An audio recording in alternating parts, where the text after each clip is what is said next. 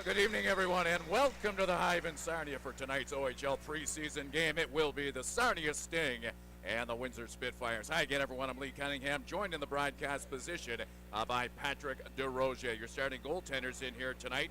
A 7-game winner from a season ago for the Sarnia Sting and Carson Chartier. And Joey Costanzo trying to regain the form from a couple of years ago in which he was a 26-game winner and I believe in the top 5 in goals against average, trying to rebound after a rather unsightly amount of goals given up team-wide by the Windsor Spitfires 1 year ago. Your officials as they gather at center ice, Nick Bett will work with Hillary Brennan as your referees. Brock Perry and Will Lamoureux will oversee the lines, and the second to last home tune-up for the Sarnia Sting. The last one was very good, a comeback victory against the Flint Firebirds, so we'll see what pans out in here tonight between a couple of teams that get to know each other quite well during the course of the regular season. That will hold true again when the Spitfires are here for opening night on the 27th. I wouldn't mind seeing another 60-plus games of what we saw last week. That was an entertaining game here at the Hive for sure. It was indeed, and some players trickling back from rookie camps that were staged in the National Hockey League last week, so I would suggest by the time the London Knights and the Sarnia Sting square off Friday at Budweiser Gardens, right back here Saturday night, perhaps a few more familiar faces will be in the lineup for each of those hockey clubs. Always an awkward time, the start of the season. You get training camp going, you get things rolling, and then there's kind of a pause almost as guys kind of filter out, go to their camps, and then start to kind of come back and things get ramped up again. Carson Woodall back deep in the Windsor zone, trying to throw it ahead. He did towards the red line. That was knocked down, though, however, by Chamberlain, who scampers back into his own zone to collect the puck. A long lead pass to Franceschetti as he will knock it back of the Windsor net. Yelholt back there to give it a nudge to the veteran Ryan Abraham, coming off a solid season last year. 31 goals among his 66 points. And for Ryan Abraham last year, pretty much an injury-free campaign. After a couple of years ago, he was nicked up, I believe, a bad wrist. Kind of sidelined him for a good chunk of that season. Well, the way he plays, too, I'm not surprised that he misses games here and there. Absolutely. Comes to the rink with a rather unpleasant demeanor, shall we say, and it's very effective for the Windsor Spitfires. He'll be a big player for them this season, without a doubt, as it is knocked back into Windsor zone. Of course, Greg Walters, the new head coach for the Windsor Spitfires, joined by Chris Newberry, of course, not unfamiliar with this venue as well.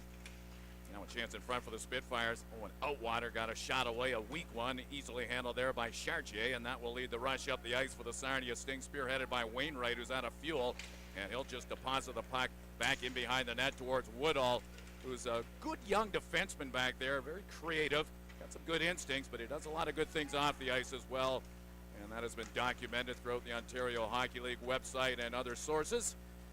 Back towards Young back from the Colorado rookie camp. Now it's stalled at the red line, not for long. Here comes Ryan Brown bursting to the attack up the left wing side. Games has a little bit of a hold on the former first-round pick, Ryan Brown, and that stalls him as he was trying to leg it up the left wing side.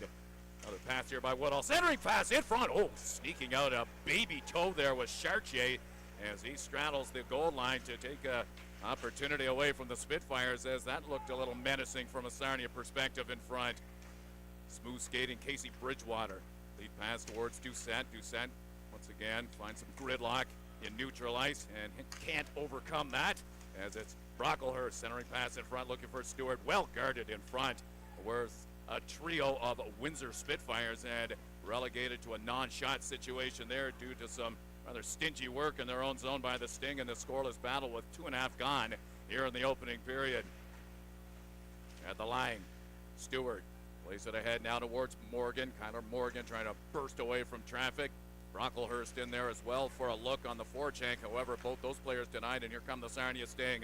Gahan, centering pass into Lane Sim. Good feed across the ice towards Carson Hall, and Costanzo able to stand guard in a grand fashion there as the Sarnia Sting are able to articulate a rather impressive three-way passing situation in front of the veteran Windsor netminder. That's not an easy save either. That puck comes across and hits the defense's stick just as that shot's coming off and kind of knuckles towards him. He's able to make the save and find the rebound before the Sting were able to jump on it. Face-off will be to his left.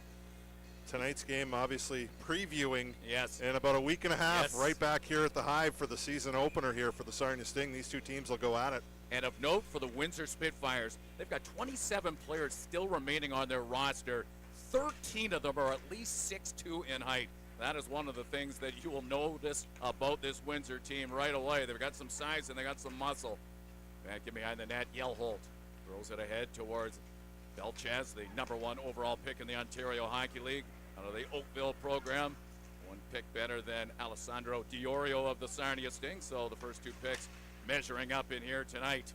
It is on the stick of Jack Nesbitt. He too a first-round pick a couple of years ago for the Sarnia native, as he'll take the pass there, neatly latched onto his stick by Abraham, a little backhander off the stick of the forward on the play. And that was a stop there by Chartier, as it was once again Nesbitt advancing in front of the net. Scoreless hockey here, 4 minutes gone here in the opening period. Zach Felak taking a spin or two on the back end in here tonight. At least that was the report anyway. We'll see if that holds. Now a centering pass in front, they score! Zach Felak able to thread it through in front of the net. And there to just deflect it in behind the legs of Costanzo is Ryan Chamberlain, who records his first goal of the preseason. That was a nifty deft touch shown in front by Chamberlain, who was able to discard a check and just get enough to brush it home. And the Sting lead it 1-0, 3:55 into the opening period. Yeah, nice job there by Chamberlain just to get around that D enough. And Felak just kind of feathers one towards the net. Not really a shot at all. He just kind of throws it to the middle of the net. And Chamberlain at the last second just gets enough of that stick to change directions on Costanzo. The Sting up early here, 1-0. And so the Sarnia Sting looking to hold serve in this building after the Spitfires doubled up on the Sting a little bit earlier in the exhibition schedule, 6-3 at the WFCU Center in Windsor. Back to work. Here come the Sarnia Sting as they try and loosen up the defensive framework of the Spitfires with a rather aggressive forecheck, but that's offset by some good skating by the Spitfires as they range back into the Sarnia zone. Weingard trying to get a shot away. Another Sarnia native trying to match the goal total of the Sarnia Sting with a drive from the right wing side, but it sails wide of the glove of Carson Chartier. Another shot by Weingard. This one a little dangerous as well as it kind of skips through the goal mouth area as it bounced rather precariously towards the goal mouth area, but it remains 1-0 for the Sarnia Sting as we get the notes on the goal scored by Chamberlain. Felak engineers the play with a nice deft touch again from the blue line, a low drive that really worked out for the Sarnia Sting when it was said and done. That'll be the lone assist on that. Greenwell ahead now to Ethan Martin, another one of those big rangy forwards of the Windsor Spitfires that we spoke of moments ago. Of course, the Windsor Spitfires last year giving up goals at a rather alarming rate, 360 to be exact. You got to go back to 83-84 where a Windsor Spitfires installment gave up that many goals in an OHL campaign. Woodall peers over his shoulder to see the coast is clear as Lukey enhances the forecheck. We'll get a power play coming up to the Spitfires here. Lukey was just trying to find a little area to keep Woodall from turning the corner on him, and he just kind of got the stick embedded between the legs, and down the Windsor defenseman went, and the first power play of this hockey game belongs to the Windsor Spitfires. Yeah, Lukey goes for the trip here, so the Sting will be shorthanded for the first time here tonight. And he can't get into the penalty box, so trying to get over there. These new boards here, everything's new, the new glass, the new dashers all in black here. Looks pretty sharp. And the stanchions look like they're made of a plastic material or something like that as well. So yeah, new look around here as far as the boards and the glass is concerned. By the way, the Windsor Spitfires so far 2 for 8 on the power play in the preseason schedule. The Sting have been pretty good in terms of killing rival power plays this year. Just one power play goal against in 8 shorthanded opportunities. Abraham plays it ahead now, looking for Nesbitt. It's cradled at the line by Woodall, who will quarterback the power play from the back end. Belchez had a look for the puck, but it took a tricky bounce on the big rookie and bounded away from his stick as he was looking to level the puck against the ice. Scooped up now here by Diorio, who will retreat the puck back to the Sarnia line. Another wise play by the first-round pick to eliminate some time on this power play for the Windsor Spitfires. Again, the first for either side. In a game being led by the Sting 1-0 on a goal scored by Ryan Chamberlain. Shade over a minute left to go on the power play. Abraham winds it up at the Sarnia line and gets a pass Onto the stick of Morneau, who's rubbed out on the play in behind the net. Now it will trickle all the way back to Belchez. Rink wide pass into Abraham. Good puck distribution here for the Spitfires, but held to the perimeter quite nicely by the Sarnia Sting penalty killers. Here they come up the ice. Bridgewater has got an open man in front. Doucette takes a wild wave at it after Bridgewater had his pass slightly deflected in front, and it kind of made the puck go airborne a little bit and handcuffed the intended receiver, Doucette, who was nestled in front of Joey Costanzo. Abraham back towards the Sarnia line and in. He'll leave it there at the line for Manzo. Adrian Manzo, a shot in front and a deflection there that suits the desires of the Windsor Spitfires. Nice touch shown there by Nathan Games. Very, very similar goal. The only exception was Felak's shot was along the ice, and the shot from the line that Games was able to identify was about knee high. The end result, a power play goal, and we're knotted at one apiece. Yeah, that's the second or third time that Windsor's tried that already. They've had some good luck getting those tips in front, and that one there, just a wrist shot from the point. Goes high to low and ends up beating Chartier with the tip in front. There was 33 seconds left on that Windsor power play. Things all notched at one here. So a little blemish on the penalty killing record of the Sarnia Sting there, handed to them by the Spitfires, who have once again tied the game at one apiece. Yelholt collects the puck at the red line and fires it ahead. Good job there on the back check by the Sarnia Sting, specifically James Barr, who got back and was able to tie up the stick of Stewart. It is Hicks in his own zone. Second round pick of the Windsor Spitfires. They had two of them this year. Carter Hicks being one of them, and the other, J.C. Lemieux. Towards the blue line, Moses trying to tiptoe his way out of his own zone, but failed to do so, and regrouping at center ice will be the Windsor Spitfires. A shot launched there by Hicks that will be directed over the glass by Carson Chartier, as we hear the buzzer in the background, which will represent our first break of this opening period. And we are tied at one here. Ethan Belchitz, by the way, 2 goals so far in 2 games played. He's another big kid. They have him at 6'5". I don't know if he's quite that tall, but he's certainly up there. Give him a month or two. Yeah, he's a big kid, that's for sure. He stands out up there. No question about it, but I'll tell you what, all due respect to Ethan Belchez, I think the Sarnia Sting are really liking what they got out of their man who went second overall. No question. Alessandro Diorio has shown a lot of flair and a lot of creativity in the work that I've seen him conduct on the ice on the offensive side of the puck, and he plays that 200-foot game that is so desired in today's hockey. Yeah, I don't think either team's going to be disappointed with their picks, that's for sure. No. Both of them showcasing their shiny new toys here tonight. Face-off here will be deep in the Sting zone here to the left of Chartier. Nick Serzica, by the way, is on the bench. This is the first time we've seen him here. Yep. Not sure if we'll see him. I'd be surprised if we see him come in late in the game, but you never know. I think he might get one of the starts against London, probably in this building on Saturday. That would be my guess. Back to the line. Knocked down there by Levine. A shot right on. Out springs the pad of Chartier. Now a chance in front for the Spitfires. Digging away as Martin, as that puck will go right across the goal line. A very, very dangerous play in front of the Sarnia net. The Spitfires just could not locate the loose puck as it was available in front. Chartier was trying to make a near side save. Martin was the player closest to the situation, but he just couldn't drag out that big wingspan and nudge that puck home. And now Chartier and Martin exchanged a shove or two after the fact. As that puck was at the side of the net, and Chartier had his glove outstretched, and it got whacked towards the net and kind of bounced in behind him, but he was quick to kind of turn that glove and scooped it out just before it crossed the line. Yeah, it kind of went parallel instead of backwards, or the Sting might have been down 2-1 as Nesbitt reports to the face-off area to the glove side of a Chartier. Up there against Beckham Edwards, who scores! Nesbitt back in his hometown, fresh from the face-off. He's able to hook it to the forehand and find a little spot over the shoulder of Chartier on the near side, and the Spitfires have grabbed the 2-1 lead on a goal by Jack Nesbitt. He'll relish that in front of family and friends without a doubt. He kind of rolled off the face-off. The puck was dropped, and he got just enough of it to kind of poke it a little bit towards the net. He did kind of a little turn, and then he ended up with the puck right on the other side of the face-off dot and just fired a quick shot. Got to That think beat that's Chartier. it's got to be unassisted. Yeah.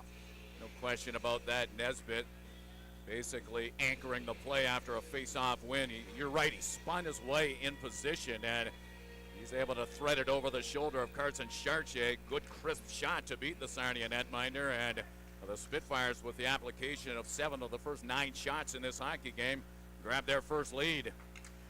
And now Felak partnering now on the blue line with Young as it bounds back into the Windsor zone. It's to the line. Felak thought about shooting it, but thought better of it as an assembly of Windsor defenders were right in his line of fire. Back to the line. Young spins off the checking of Belchez. Here comes Young. Good job to pick his way in front of the net. He gets the shot away, brushed aside, however, by the shoulder of Joey Costanzo, as we will try and determine whether there was an assist on that Games goal. I think Abraham might be getting the only one. No, they've got Manzo here too with one.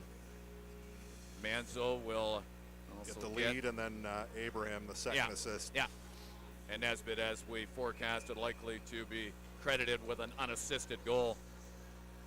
Face-off, meanwhile, deep in the Windsor zone to the left of Costanzo. Diorio, who's been partnering quite frequently with Ryan Brown. Those two again up front for the Sarnia Sting, as they're joined in that position there by Tyson Doucette. Behind the net, Young throws it to an open corner. Giving chase on the play is Morneau. Good job there by Doucette to kind of jump into the play as well and sneak away from the forechecking Windsor Spitfire Morneau. It is Brown. Brown, couple of moves to break into the zone. He'll leave it there for Doucette. A shot towards the front of the net. That took a little bounce that kind of caused a little concern for Costanzo, but it stays out as the Sarnia Sting able to distribute the puck in the offensive zone, resulting in a pretty clean look in front of Joey Costanzo. Woodall abandons the blue line to try and make a play in the far side corner of the Sarnia zone in this 2-1 lead for the Spitfires as we're about halfway through this opening period here in Sarnia. Manzo at the line gets the shot away. That is whistled wide by a fair margin, and there to pick it up will be Max Brocklehurst. Back in behind the net, Stewart challenged there in the corner. Good challenge issued there by Bard to keep an eye on him. Now it's in front of the net. Morgan spins and fires. That one nowhere near the net, but sustained pressure, however, by the Windsor Spitfires as they seem to be galvanized by recording the last 2 goals to give them the lead after the Sting opened the scoring early in this contest. Kyler Morgan on the right wing side, able to sweep it back in behind the Sarnia net. The recipe for the Windsor Spitfires seems pretty simple. Get it, dump it in, and let your forecheckers try and wedge the Sarnia Sting into their own zone defensively. A light shot from the blue line off the stick of Hicks. Not problematic for Carson Chartier, who gloves it, and we're going to face off with 9:52 left to go here in period number 1. More pushing and shoving after the whistle here. Well, we saw quite a bit of that the other night, too. I was just going to say that when the Firebirds were in town. That tends to come with exhibition season. Yeah, familiarity. Doesn't hurt that it's the Windsor Spitfires and the Flint Firebirds that they're playing either. Yeah, a lot of familiarity, no question about it, between these two longtime rivals. Here comes Moses trying to dig the puck out of the Sarnia zone. With a little extra effort, he does just that. However, the Spitfires reassemble a diagonal feed in towards the far side corner, piques the interest of the forechecker there, Martin, but he's rubbed out on the play by O'Mary, who gets a shoulder firmly planted into the big Windsor forward.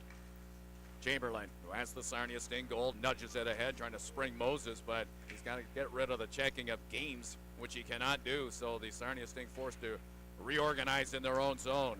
Hicks trots back into his own zone, banking off the boards, but an ill-fated attempt to move it out, nearly picked off there by Chamberlain, but he mishandled the puck, and now Young will pick up the pieces for the Sarnia Sting as he dashes in front of the net. He went to the backhand and just clipped it wide. Nice job there to eliminate some defenders there by the Sarnia Sting defenseman, who will be counted on for offense this year, no question about it. I think Costanzo's getting a tripping penalty here. Play at the side of the net. Yeah, I think you're right. Can't see what Sting player that was was going after the puck in behind the net. Costanzo had his stick out trying to redirect the puck, but it got in the way, and it'll be a tripping penalty for him. So the Sting will get their first taste of power play opportunity here. One of the Spitfires goals came on their first power play, so Sting have to name somebody to come over and, Windsor has to name somebody to come over, sit in the box here to serve that penalty. I think it'll be Nathan Games to serve the penalty, as the goaltender Costanzo, guilty of the infraction, at the side of the Windsor net. The Sarnia Sting pretty good on the power play so far this year, 4 for 13. That's working at about 30%. And the Windsor Spitfires, conversely, on short-handed assignments, 4 power play goals against and 14 opportunities. So I think they'd like to tidy that up a notch. Got Barr, Brown, Doucette, Sim, and Diorio out for the Sting right now. Let's see what this group can manufacture. It starts with a great move through the seam by Diorio. He'll leave it there now. It's back towards Sim. And now on the stick of Doucette, but a frail pass there, intercepted by Morneau. Morneau is looking for Garden, who's off to a great start in the preseason. He just advances it back in behind the Sarnia net as the Spitfires will bring out some wholesale penalty killers to assume that assignment. Ahead now, the Spitfires leading at 2-1, and the Sarnia Sting hoping to dust off a power play opportunity or two to get them back on even terms in here this evening. Lane Sim up the left wing side, but he's checked off the puck effectively there by Hicks as it ends up once again in behind the Sarnia net. So the Sting looking for a little mileage out of this power play. So far it has been in short supply as the Spitfires have tightened up in their own zone. Big check there. That'll be a penalty coming up here, I believe, to Franceschetti, and now Belchez comes in to have a word with the newcomer to the Sarnia Sting, who brings a certain amount of truculence to the rink. Curious what they're going to call this here. I kind of am too. The Windsor player kind of fell into the corner just as Franceschetti was coming in. They're going to call it a charge. I was going to say maybe the only thing if he maybe left his feet a little bit. Yeah, if anything. Yeah. So a little overzealous on the hit in the eyes of the referees in here tonight. This game being overseen by Nick Bent and Hillary Brennan. So that'll even things up here. 4-on-4 hockey here for the next 50 seconds, and then the Windsor Spitfires will have a minute 10 seconds of power play time to work with here. Faceoff's going to come all the way back down here into the Sting zone. All this was 7:47 left to go in the opening period. Goals by Games and Nesbitt offsetting a first goal of the game off the stick of Chamberlain for the Sarnia Sting, and that's where we sit. Windsor with a 2-1 advantage. Greenwell takes the ice, preparing for the face-off against an unidentified member of the Sting. I believe that's Beckham Edwards, as Edwards wins the draw and sweeps it back in behind his net. On the stick of Zach Felak, he'll be able to spring Edwards with a pinpoint pass up the right wing side, accelerating into the Windsor zone. Here comes Beckham Edwards, promising rookie for the Sarnia Sting, and they've got a few very, very talented young players dotting that roster. In front, it's Edwards. Fortuitous bounce for the Sarnia Sting. The work done by Wainwright, who tailors a beautiful play with his hard work in behind the net. And again, Edwards got a kind bounce, but he did something with it as he lifts it over Joey Costanzo. We're tied at 2 apiece on a goal coming off the stick of Beckham Edwards, his second of the exhibition schedule. Yeah, great job there by Edwards to get to the front of the net and stop. A little bit of lack coverage in front of the net there, and a great job by Wainwright. I think they were all kind of just puck watching him as he did some nice maneuvering there down the far side. He just throws that puck to the middle of the net, and Edwards is there all alone and whacks it home. That was still 4-on-4. So we are tied at 2 apiece. That's 2 for Edwards. It is indeed. He scored a nice goal against the Flint Firebirds in this building in the first preseason tune-up for the Sting here at this venue. Wainwright right at the heart of the play, sure to garner an assist. As it's back into the Sarnia zone, chased down there by Bridgewater, but icing will be issued against the Windsor Spitfires. Felak will pick up the other assist, so that's 2 assists for Felak here on the back end. Yep. Playing defense tonight. Yeah, he's been down that road before. We're talking about a rash of injuries last year, October into November for the Sarnia Sting on the blue line, and Felak did take some spins back there to offset the missing parts. So the Sting are shorthanded here now for a minute 10 seconds. Face-off, though, is deep in the Windsor zone. Anderson finds a little seam to drill it back in behind the Windsor net. Yelholt will pick up the puck and try and outmaneuver his man, Chamberlain, who kind of took the bait and raced after him in behind the net. So the Spitfires will get a lane to pop out of their own zone. Woodall skating freely into Sarnia territory. Nesbitt in behind him. Now a rink-wide pass, finding the stick of Morneau. They'll get it down low, centering pass for Abraham, but he was not in the vicinity of the puck as he trailed away towards the far side corner. Back towards the red line. Nice job there of interception by Moses, who leaves it there for Chamberlain, who tried to brush it back into Windsor's zone, but it hit the leg of Morneau. And now back towards Costanzo, who will settle it down for Ryan Abraham. Abraham propels his way to the red line with a series of moves as he digs to the outside, trying to beat Felak, who stays with him stride for stride to the line. Carson Woodall having a look around. He's being spied rather sternly there by Chamberlain on his forechecking assignment. Vilches gets it down low now towards Jack Nesbitt, but it bounds away from everyone. Now Felak trying to bust away from his man Woodall, who's got a firm grip on him. Good job by Felak to leave it there. And Hall gets the shot away after a little touch pass by Franceschetti. But credit Felak with some good industrious work along the far side boards to establish the play for the Sting, as they look to break the deadlock, which is at 2 apiece with 5:20. I'll have to go here in the opening period. Nesbitt a step better than Young as he'll break back into Sarnia territory. Nesbitt a shot, juicy rebound, filters off the pad of Chartier, but tidied up promptly by the Sting defensively. That will result in a rush up the ice now for Carson Hall. Good move to the interior. He left it there for Lukey, who parks it over the shoulder of Costanzo. Brilliantly engineered play by the Sting as Hall serves it in front. And that dealing finds the stick of Lukey, who sticks it over the shoulder of Costanzo. 3-2 Sarnia. Yeah, great play there by Hall to get that feed over to Lukey, who's coming down the near side wall here with speed. Gets it in stride and makes no mistake, puts it upstairs. And the Sting with the lead here with 5:09. It's been a busy period to say the least. And for Lukey, that will be goal number, where did he go here? That'll be his first of the preseason. And a beautifully manufactured play by the Sarnia Sting. Just stake them to that 1-goal advantage they enjoyed early on before a pair in succession by Windsor.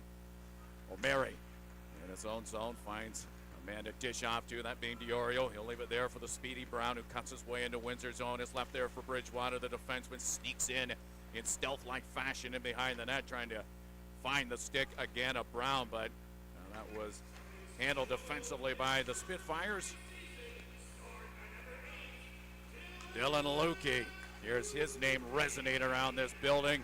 And again, Carson Hall with a terrific play to make sure that that goal was put on the map by the Sting. Young will pick up the second assist on that. So 4 minutes left to go in a rather adventurous opening period here at the high. 5 goals divided between the two teams, and the Sting up by 1. Here they come again. Smooth skating. James Barr will whip it back in behind the Windsor net. Costanzo there to knock it down, but an ill-fated maneuver there by the Windsor goaltender as he nearly handed it to Lane Sim, who was in there trying to track it down in behind the net. Good body check administered at the line there as Anderson puts a shoulder into Outwater to knock him to the ice. A good heads-up play there as he realized he was maybe not in the greatest positioning as that puck came down. And he ends up taking the body out. Got an injured player over there by the Sting bench. Yeah, that was a hit by Hall. There were penalties coming up. Now we got everybody involved at center ice. And I think that might be Woodall who's down on the ice. So that'd be an expensive loss for the Windsor Spitfires. Now everyone trying to get away from the players as they move over to the area that houses the camera people here in Sarnia. And they finally separate everyone, but Woodall still down over there. I didn't see the hit. And we'll wait and see hopefully what penalties are upcoming here, if any. There probably will be some. Hall, I think, was getting an original penalty, and I'm not sure if anything else will come of it as everyone kind of gathered to have their say after the fact. But again, I believe the injured player is Carson Woodall. I didn't get a great look at the name or the number, but I did think I saw enough of the last name to correctly identify the injured Spitfire. Shots on goal reading 10-7 for the Spitfires, but the Sting have the 3-2 lead as we approach the first intermission. I think I saw a 5. Yeah, I saw the motion for a 5 here, so. That's Felak's number there. I thought it might be Hall that was involved, but we'll wait and see if there's a reversal there. Yeah, you're right. The 5-minute infraction is beside the number 11 of Zach Felak, but Well, the Windsor Spitfires will have the remaining 3 minutes and 43 seconds of the first period here to work with that. Sting leading at 3-2. Still, the box is open for the Windsor side as well, but there's nothing up on the board as of yet.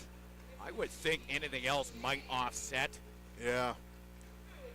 And it is indeed Carson Woodall who is making his way to his feet. We're happy to report as he's being administered to in the area just adjacent to the Sarnia bench, and then everything kind of spilled towards the red line area after the fact, and he seems to be favoring his face, so he might have gotten something up high as he's being escorted through the Sting cutway, as it turns out, and heading towards the Windsor dressing room.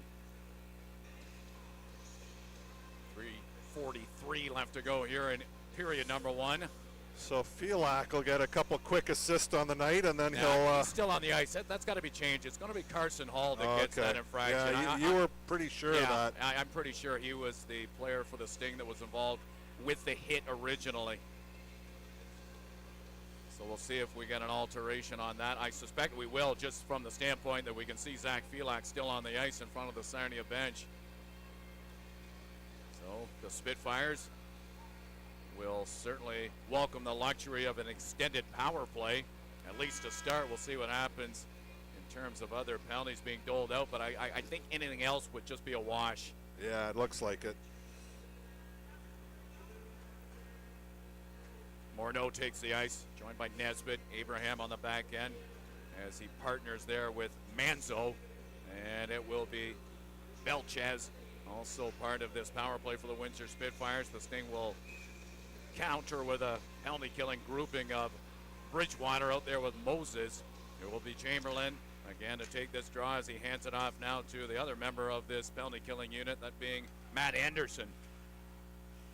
Around the wall, the Spitfires try and distribute the puck in the offensive zone. It finds the stick of the Belchez, but an errant pass is intercepted there by the speedy Bridgewater, who dashes up the right wing side. Confronted there, though, by Manzo. Centering pass, scores! Chamberlain's got a pair in the opening period.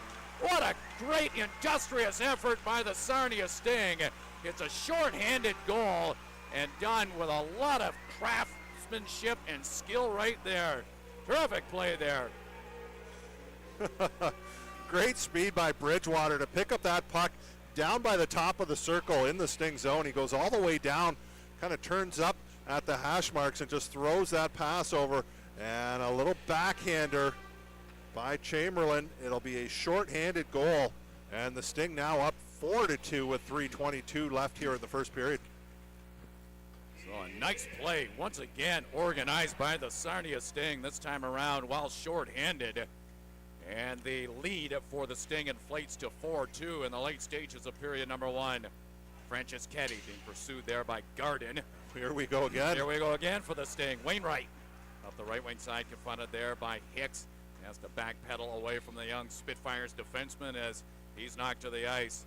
And now a grouping of Spitfire defenders kind of giving Wainwright the business as he finds a lost glove. And the Windsor Spitfires now back in behind their own net, looking for answers.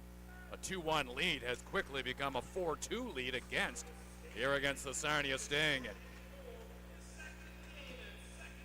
Ryan Chamberlain making a name for himself here in this opening period. Great job by Bridgewater. That speed again came in handy for the defenseman as he broke up the ice and set it up.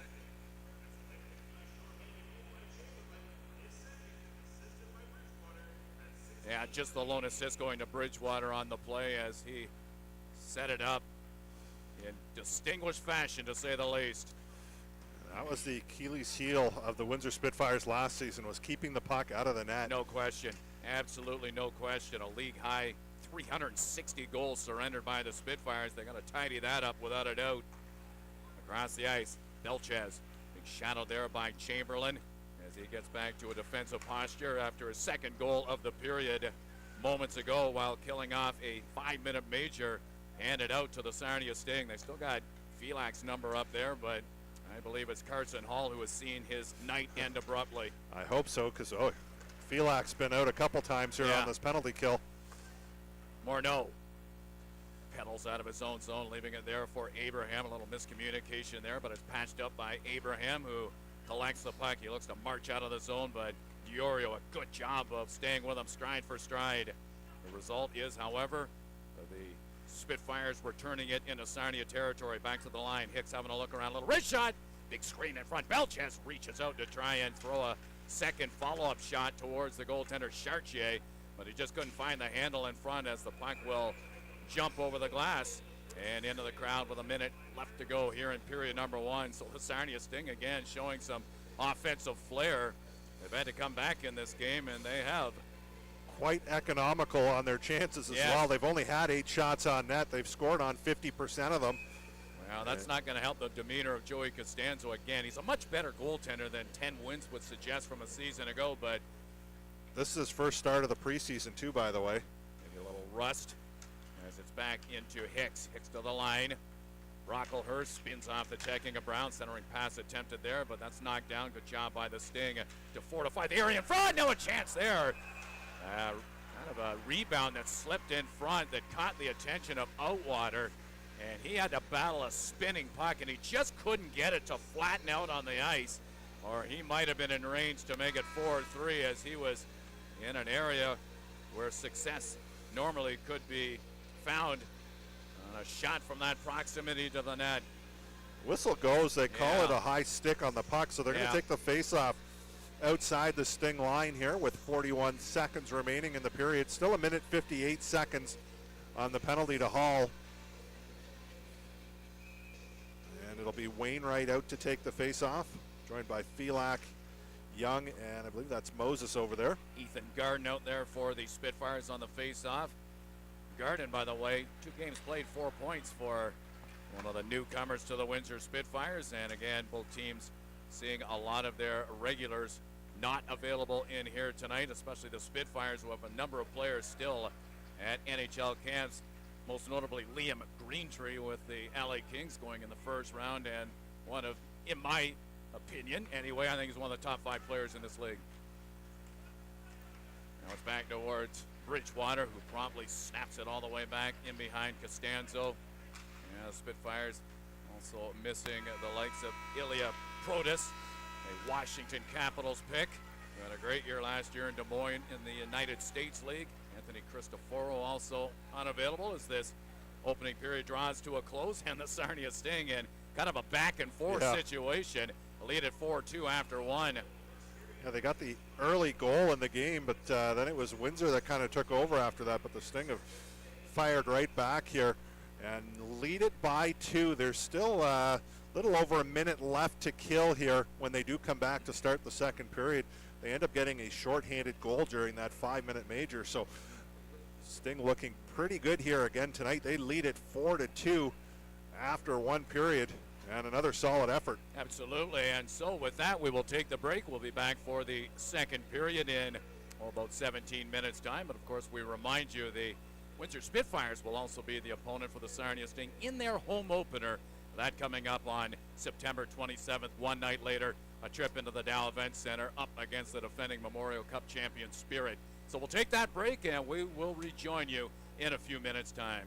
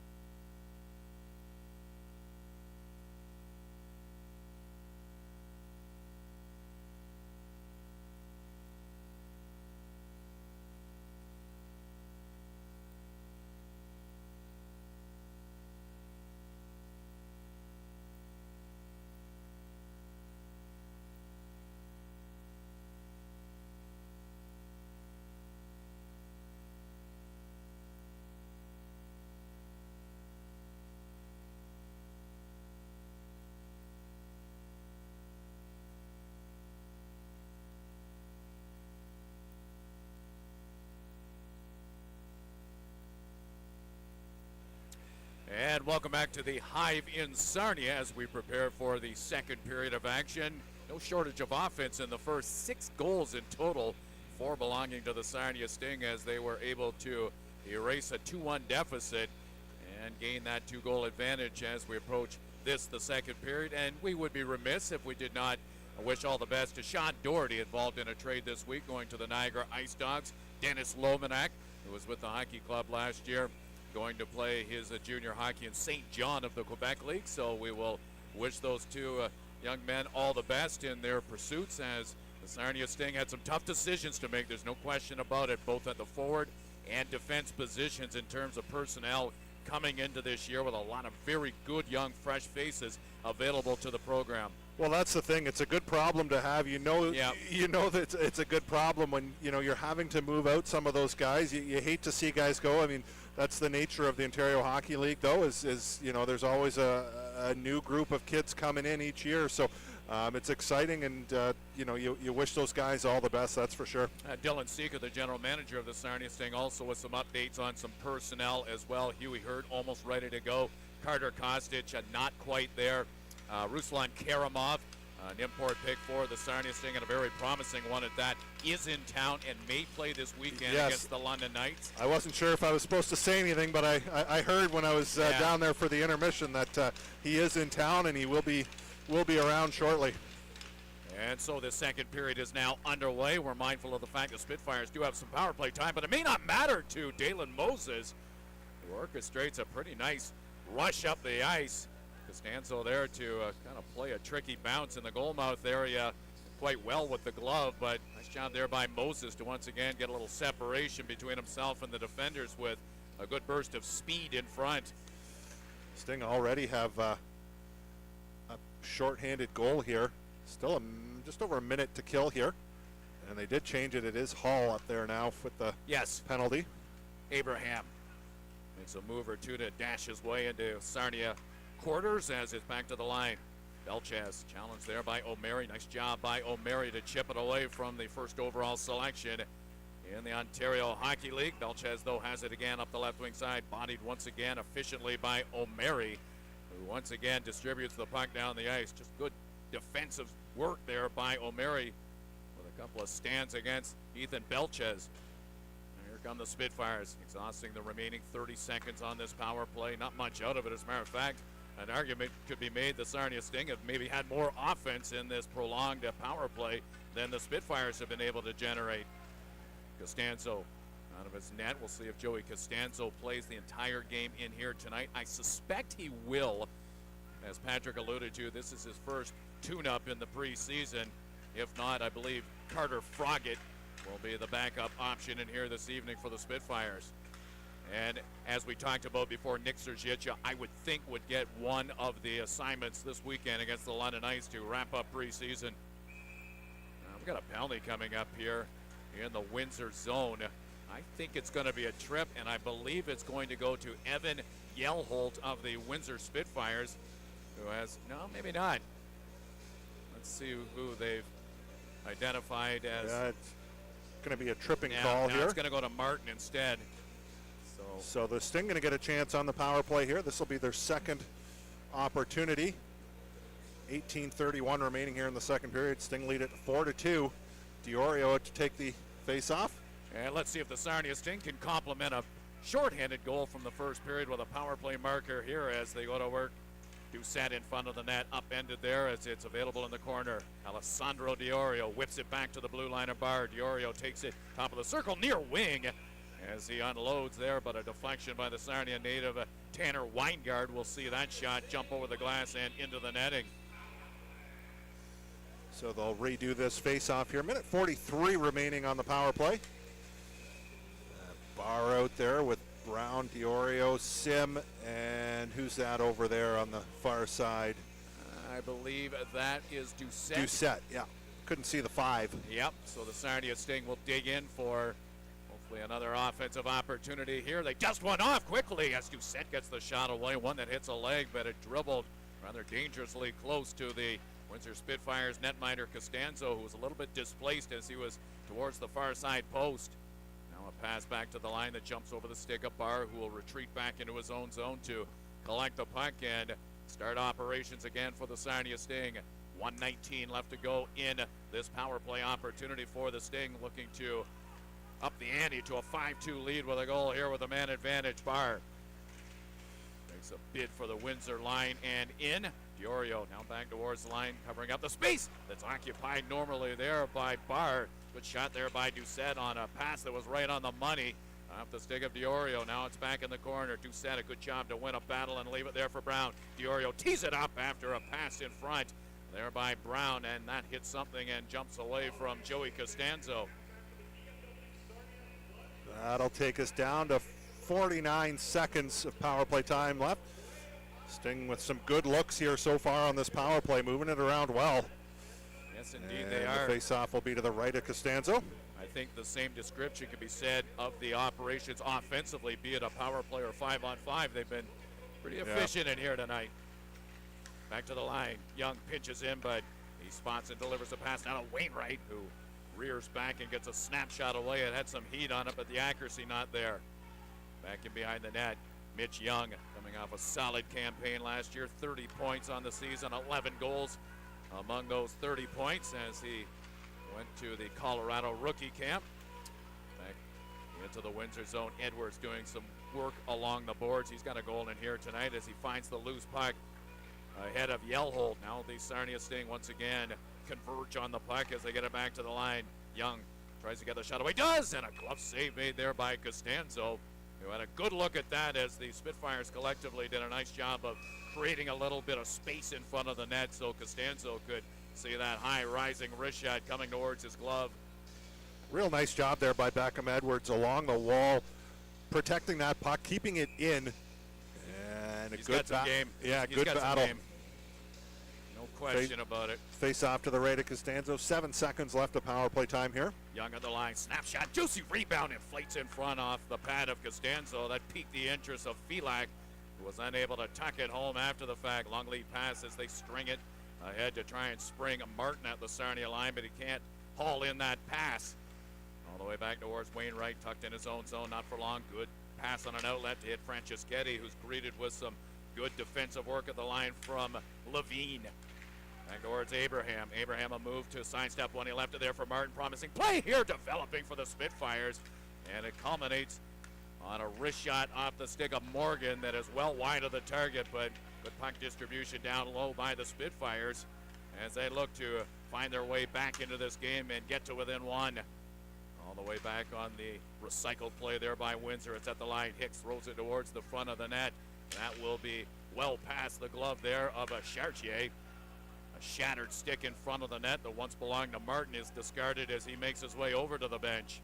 In the meantime, the Sarnia Sting will have a chance to reorganize in their own zone as they get it ahead towards the Windsor blue line. Levine gently feathers it off the boards to find the stick of Hicks. He'll sling it in the air towards the Sarnia line. That will induce a foot race here between O'Mary and his man in behind the net, that being Alex Stewart.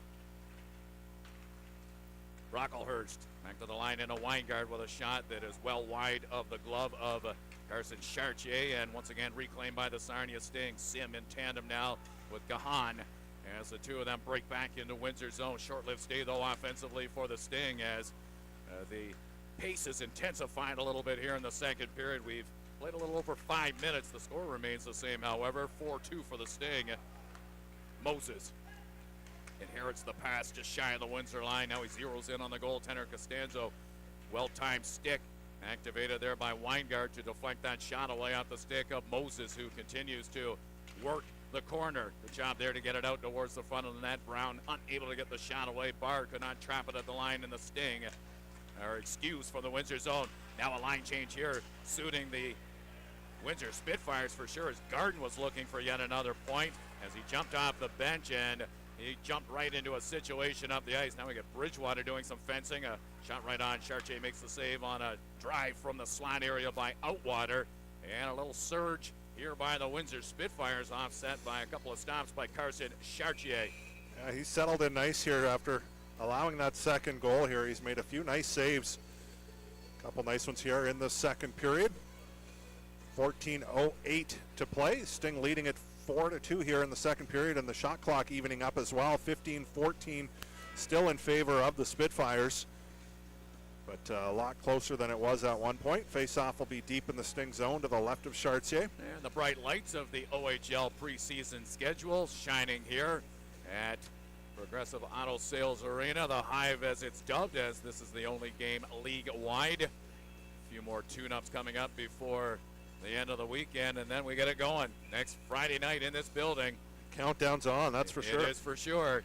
The Sting will open with a couple of West Division tests on home ice Friday against these same Windsor Spitfires, and then a trip into Saginaw to meet Michael Misa and the Memorial Cup champion Saginaw Spirit, who won that prestigious honor in their hometown as they were able to get past the London Knights when they had to.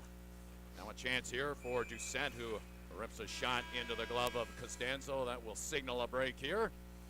Shots on goal tighten up a little bit. 15-14 now for Windsor, but again, the Sting leading at 4-2. The general manager and assistant general manager, Yes. Dave Drinkle and Brian Prout, Yes. are in attendance here tonight. I was down on the concourse in the intermission having a chat with them. Yep. And I do have confirmation that Saturday night will not be the banner raising ceremony that we were worried about. Yeah. They're going to do it Wednesday night. Yep, they are. Yep, they're going to do it during their first. He said we're in the clear. Yep. Drinks with some good news.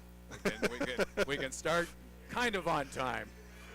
He did say they are doing a sponsored opening puck ceremony even after the ceremony of raising the banner, so it's going to be a long one. You had to add that in, didn't you? Now the Spirit did a magnificent job in hosting that event back in the springtime, and it could not have culminated better for them. First time it was hosted in the U.S., and they did a time. real good job. Yep, from an OHL perspective, yes. Yeah, that's right. I guess Seattle? Yes, Seattle has had it, yes. And now it is Diorio in the face-off circle up against, I believe that's Jack Greenwell. And off the face-off, back to the line, Young trying to find Filak in front of the net, but he was well guarded there by Games. And now the Sarnia Sting once again frantic with their forechecking. Boy, that's been a very, very strong installment of their game in here tonight. As the Spitfires, every time they look up, they see a forechecker right in their vicinity, a shot right on, not from a great angle, off the stick of Diorio, but a stick save is made by Costanzo. Young loops a pass in the direction of a Brown, who shows a deft touch in taking that pass. Now we get Games in there against Brown. Now everybody involved along the near side boards. That was a result of Nathan Games giving Brown a little shot to the back of the helmet, and everybody wanted to join in the discussion. Now Brown is all tied up there with Levine. Bit of a size mismatch there. But when you play the Spitfires this year, there's going to be some size mismatches, that's for sure. As we documented, this is a very, very big hockey club. Should get everybody's emotions up for next Friday night. Why not? Jack Bodine should be back in the lineup in the coming days. He went to Buffalo's camp and showed a lot of physicality, the big Swedish defenseman. He got nicked up a little bit, but we hear he's doing all right. Lukasz Fischer. Diorio in the box, Brown in the box for the Sting. Games heading over for the Spitfires. Yeah, he kind of provoked the situation again, going after Brown. Brown having a discussion across the area that holds the penalized players. He's a feisty kid, Ryan Brown. There's no doubt about it. Big things expected without question. His rookie season interrupted by some injury. Of course, he was at the under-17s as well. And, of course, the under-17 event being staged in Sarnia coming up in the first, I think, 8-9 days of the month of November. That will be 8 straight road games, by the way, during that span for the Sarnia Sting. So those home games early on are going to be very valuable because they've got a rather grueling stretch of road trips covering the months of October into November and early December, when they have that jaunt up to Peterborough, Kingston, and Ottawa. And another Spitfire coming over. It'll be Levine coming to sit in the Windsor box. Still nothing up on the board as of yet. Brown and Levine continue to converse from afar. 13-17 left to go here in the second period. Again, the shot disparity is just one. Sarnia was 16 to Windsor's 15, but the Sting again leading at 4-2 as we have a little delay here while they try and sort out the... There's 2 up on the board now for Diorio. That looks like it may be the only 2 that's going to go up, so the Sting look like they might be shorthanded out of all that. Yeah, I think they're going to suggest that perhaps Games and Brown will offset, and Diorio being the additional minor. So I think you are on the money. Alan Letang, I don't think completely agrees with the situation, but the score being 4-2 might have something to do with it here, as well as the face-off will come all the way down into the Sting zone here. Yeah, so Wilt Lamoureux, the linesman, was within earshot of the head coach Al Letang, who articulates his thoughts.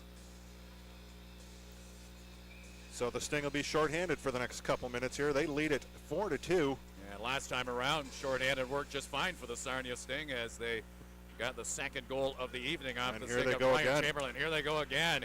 Bridgewater and Chamberlain, the same duo responsible for the first shorthanded goal. On time around, Costanzo had to deal with a low shot, and he's able to kick it out.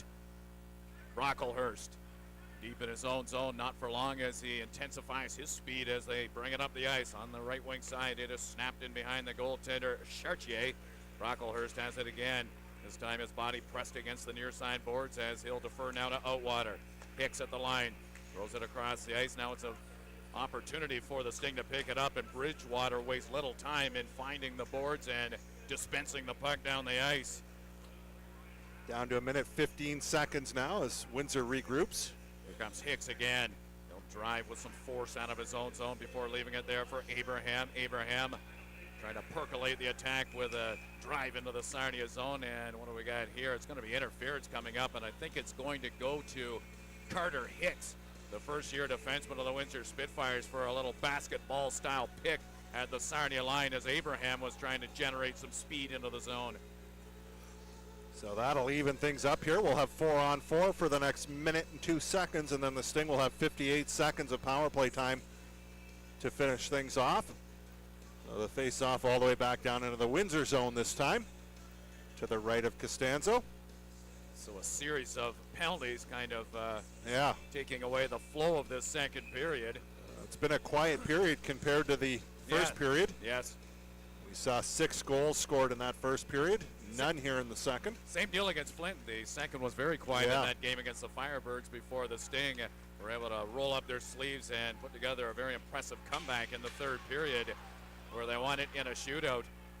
Long lead pass now as they find Wainwright. Wainwright waiting for reinforcements into the zone. Edwards takes the pass. Nice job there by Edwards, and an equally fine defensive play by Abraham to track him down before the lanky rookie could get the shot away in front. Now back at the Sting net, Morneau bounces into Filak, who hits the deck. Now it's to a Weingart at the line. He got a wrist shot away. Then hit some traffic in front and ricochets away from the area. Occupied by Carson Chartier, and the Sarnia Sting just gently nudge it as far as the Spitfires line. That will generate some change of personnel. A giveaway in the Windsor zone. Now it's Doucette back into Wainwright, who parks it in behind Costanzo. A misadventure in the Spitfire zone defensively, and they pay the price. It's 5-2 Sarnia as a couple of veterans engage on a good passing play. Wainwright and Doucette, and it is a 3-goal advantage for the Sarnia Sting. Nice job there by those two. They create the turnover down low. Wainwright's kind of leaking out to the short side here all alone. Doucette gets that puck, and he knows he's wide open over there. He just fires it over, and Wainwright quickly puts it towards the net, and he's got the whole cage to shoot at, and it is 5-2 now for the Sting as Wainwright gets on the board with the scoring. Well, that'll be a tough goal for the Spitfires to digest. They were starting to piece together some offense in this second period, but again, an egregious giveaway in their own zone, and they pay a steep price. And that was still 4-on-4, by the way. There was still 12 seconds left on the penalty to Diorio, so the Sting will still have a power play here in 12 seconds, an abbreviated one, but 58 seconds nonetheless. I like the way that in the games that we've seen, Patrick, Everybody seems to be making a contribution, Yeah. line by line. Offensively, they're chipping in, and that is a good sign when you're getting a little bit of production from everybody involved. Don't see much hesitancy out there at all, especially no, offensively. They're going for it. Yeah, their forecheck again, and we get back to that. I think that's been the biggest staple for the Sting offensively. And here tonight, that forecheck has really had the Windsor Spitfires kind of looking over their shoulder in their own zone. Jack Nesbitt arrives in the face-off area. Doucette still out there now for the Sarnia Sting as we continue with the 4-on-4 situation for a matter of seconds, and then the Spitfires will go to work on a power play. They need it. Young spins off the checking of Belchez as it's back towards the red line. Good body check thrown there by Franceschetti to upend Yellholt. I like his game. I do too. Well, you remember Lou Franceschetti, the old Toronto Maple Leaf. Nephew, uncle, not much changes. He's not a big kid, but he plays hard. He's not afraid to mix things up. No question about it, and he loves to deliver body checks, and that has certainly ingratiated him to the coaching staff. Yeah, Doucette and Wainwright merge on a passing play that has the Sarnia Sting now up by 3. 10:45 left to go in the second period. Either team has yet to hit 20 shots in the game. The Sting closest with 18, and the Spitfires 5 away at 15 on the evening. Face-off here will be just outside the Windsor zone. Well, the Windsor Spitfires last year, it really got off to a rocky start for them. They just got off to a start they just could not come back from, and they were kind of buried in the Western Conference before too long. And then at the end of the season, they also had what could be deemed a troubling time period as well before the end of a disappointing season for sure. But they get the big prize, that being Ethan Belchez, the first player taken number 1 overall, taken by the Windsor Spitfires since 1976. Jimmy Fox, who played in Ottawa and with distinction, then went to LA and had a good career and has been a staple in the Kings broadcast position for years. All the way back to Young, who surrenders possession of the puck, and that will enable Morneau to team up with Garden on a trip into the Sarnia zone. A shot by Morneau sails over the shoulder of Carson Chartier. And so, Hicks back to the bench, and for the first time in quite some time, the penalty benches are pretty much empty. Diorio still remains in there, 5-2 though, the Sarnia Sting, and they're looking for more. Wainwright opens up some good speed in behind the Windsor net. He's looking around for James Barr instead. A shot that forces Costanzo into a pad save as he strikes out the leg in time. Levine, tape-to-tape pass and a good one to get it ahead to Greenwell. Now a shot by Outwater. No problem there for Carson Chartier as Outwater was forced to a shot from a distance, and now we get Anderson in behind the net involved, I believe, with Jack Greenwell, as the animosity that we have seen build up in this game continues basically after every whistle. And they're both going to go have a seat on the bench in the penalty box here. Yeah, I think Nick Bett and Hillary Brennan have seen enough of this, and anything that remotely looks like it could break out is going to be curtailed very quickly by the refereeing duo in here tonight. 9:44 left to go in the second. Sarnia 5, the Windsor Spitfires 2. Diorio's still in the box here. I'm not sure if he got a 2-minute liner. Let's see here. Okay, no, so he's just finishing off the rest of his 2 minutes in the box here, which should be up, I would think, pretty soon. Yes. And so we'll have 4-on-4 hockey here for the next 2 minutes. 9:44 on the clock. Sting lead at 5-2. Abraham prepares for the face-off as he's opposed now by Moses directly in front of Carson Chartier to the blocker side of the Sudbury native. Now back in behind the net. Bridgewater has a look. He tries to angle a pass ahead. He kind of got it lodged in his skates a little bit, but is able to regroup it second time around. Nice effort by Bridgewater, who was in a little bit of a tight squeeze down low in his own zone, but he stayed calm and stayed with it, and the Sting were able to advance out. Back in behind the Sarnia net again. Bridgewater dispatched back there to collect it this time around. A little more success as he gets a pass drawn up to hit the stick of a now streaking Moses. Galen Moses Into the Windsor zone, stopping abruptly to get rid of the checking there of Yellholt, as it's a pass towards Bridgewater. Bridgewater there to knock it down. Stewart trying to poke it out into neutral ice. He'll get some assistance from Abraham, who looked up to try and get Stewart flowing towards the Sarnia line with a lead feed. As the play spills in behind the Sarnia net. 8:50 left to go here in the second period. 5-2, the Sting with the advantage here in Sarnia. Bridgewater guides a pass in the direction of Brown. Now we got everybody involved, and I believe that's Abraham. I'm just going to guess it's Abraham because he was on the ice, and there's a little scrap that is developed. Be a good guess. He's usually in the middle of most things going on out there. It is indeed the aforementioned I'm going to guess maybe Ryan Abraham. Felak? No. I think it's O'Mary. Yeah.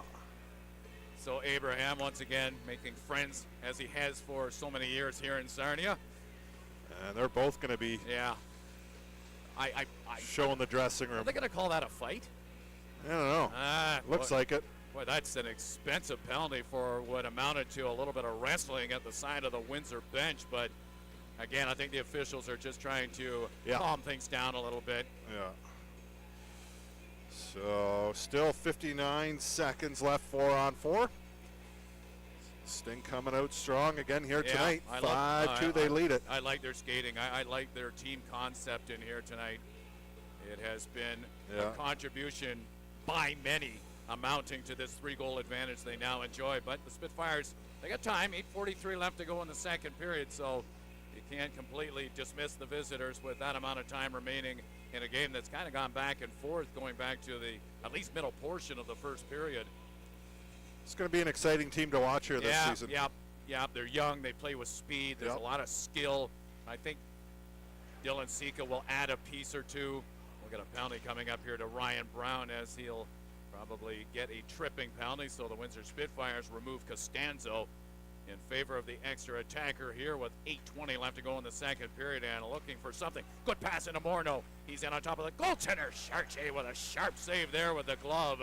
The top of the glove there by Chartier. Couldn't squeeze it tightly, but a nice impressive save there as they were able to spring Noah Morneau, who coasted in uncontested on the Sarnia netminder. The key to that save there by Chartier is he didn't commit too early. He wasn't down. He actually made that save still on his feet, so he held his ground, didn't start to go down as that shot was coming. He stayed strong and just got a piece of it. Face-off will be to his right. And it's the Sting take a penalty on that. It's going to be Brown for a trip. I suspect that will be the sentence for the sophomore forward of the Sarnia Sting.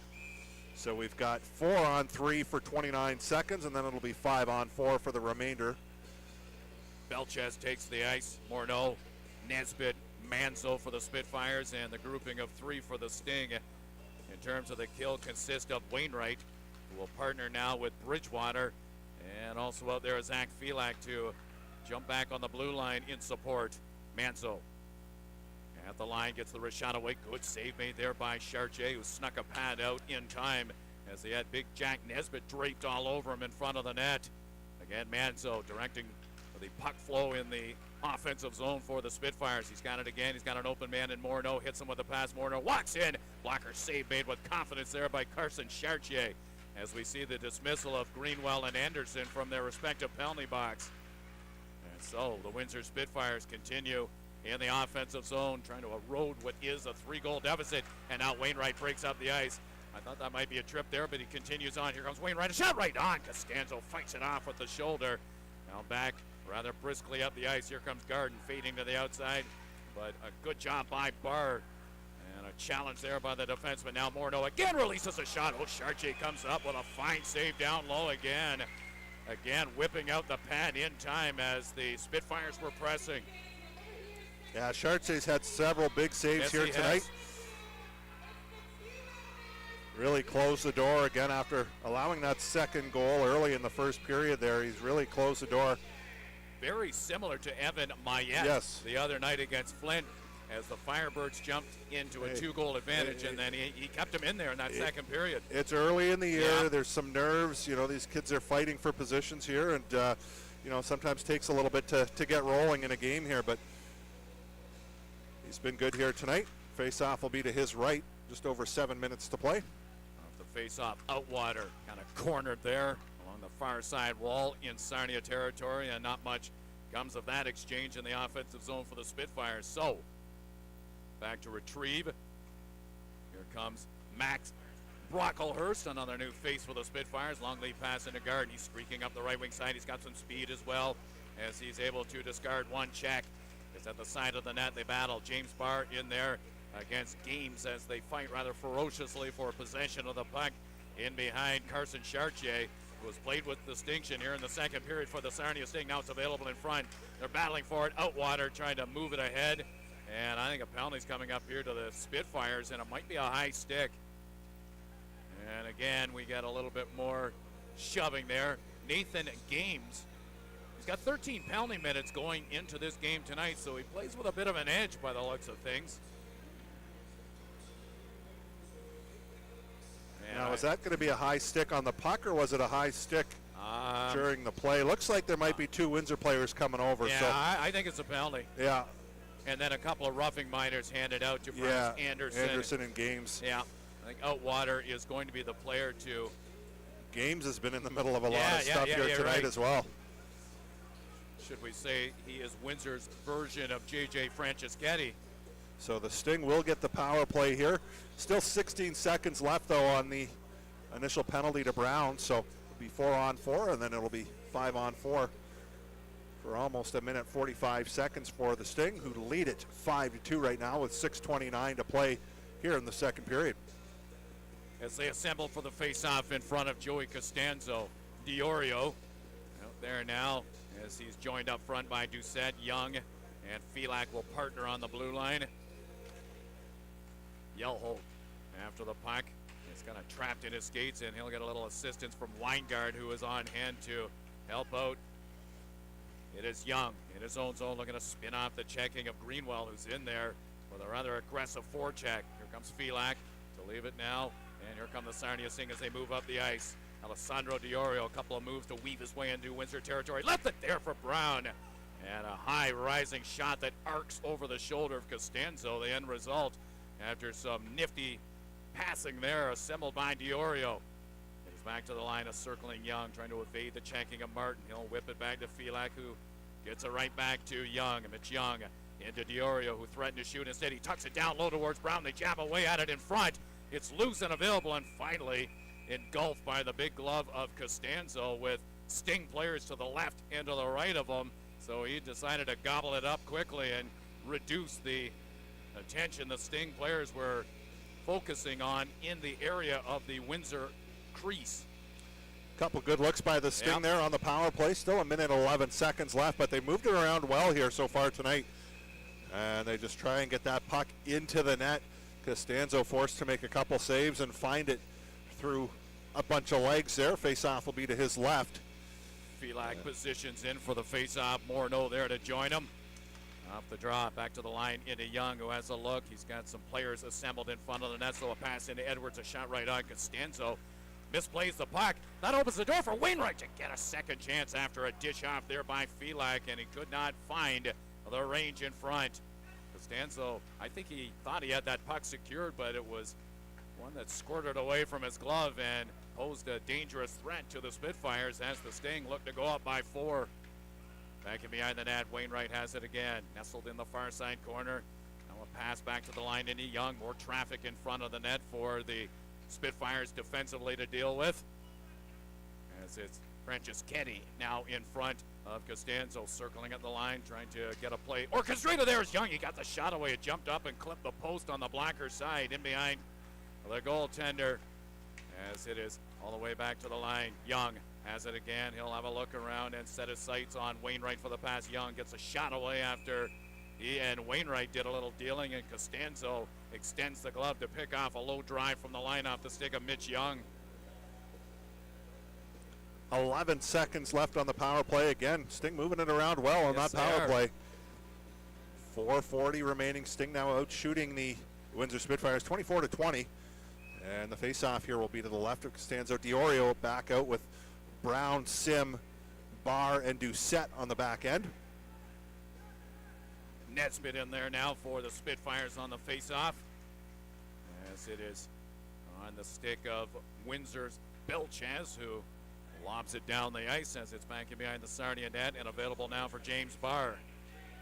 Barr surveys from his perch in behind the goaltender Carson Chartier as he slowly makes his way out, picking up a little speed along the way as he gains the center ice area. Long lead pass across the ice. Brown gets the shot away and tucks it under the chin of the goaltender Costanzo as we get yet another break here in Sarnia. About 4:40 left to go here in the second period. 5-2, the Sting lead it. These two teams here right back at it for the season sir. opener here Looking forward to it. next Friday. Should be a good start to the year. On to Saginaw the following night, and then the next weekend, the Sting's first 3-3 of the season. I believe it's Friday against Saginaw here in Flint Saturday night, and back Sunday afternoon to welcome in the Sault Ste. Marie Greyhounds. Sting only had 2 3-3s last season all year long. It was cool. Yeah, I didn't mind it. It was okay. I got to check that out, actually. I mean, if you got one early in the season, I gotta live with it. The Sting have quite a few Wednesday night games, both here and on the road, and that kind of offsets. Breaks up the week. Yeah, man, I don't mind that No, at all. I don't mind that at all either. Gives the players a little bit of a breather. This is a tough league, and boy, you get those. Well, if anything else, mentally too. Yeah, You're 3 games not- in 2.5. That's a pretty big ask. We're actually playing 5-on-5 hockey here for Yes. the 4:14 remaining here in the second. Been a bit of a rarity here in the second period. Now off the face-off. Picked off by Manso in behind his own net. He'll tap it in the direction of Yellholt to the red line. James Barr there to scoop it up as he'll pedal back to his home blue line to try and discourage the forechecking ambitions of Morgan.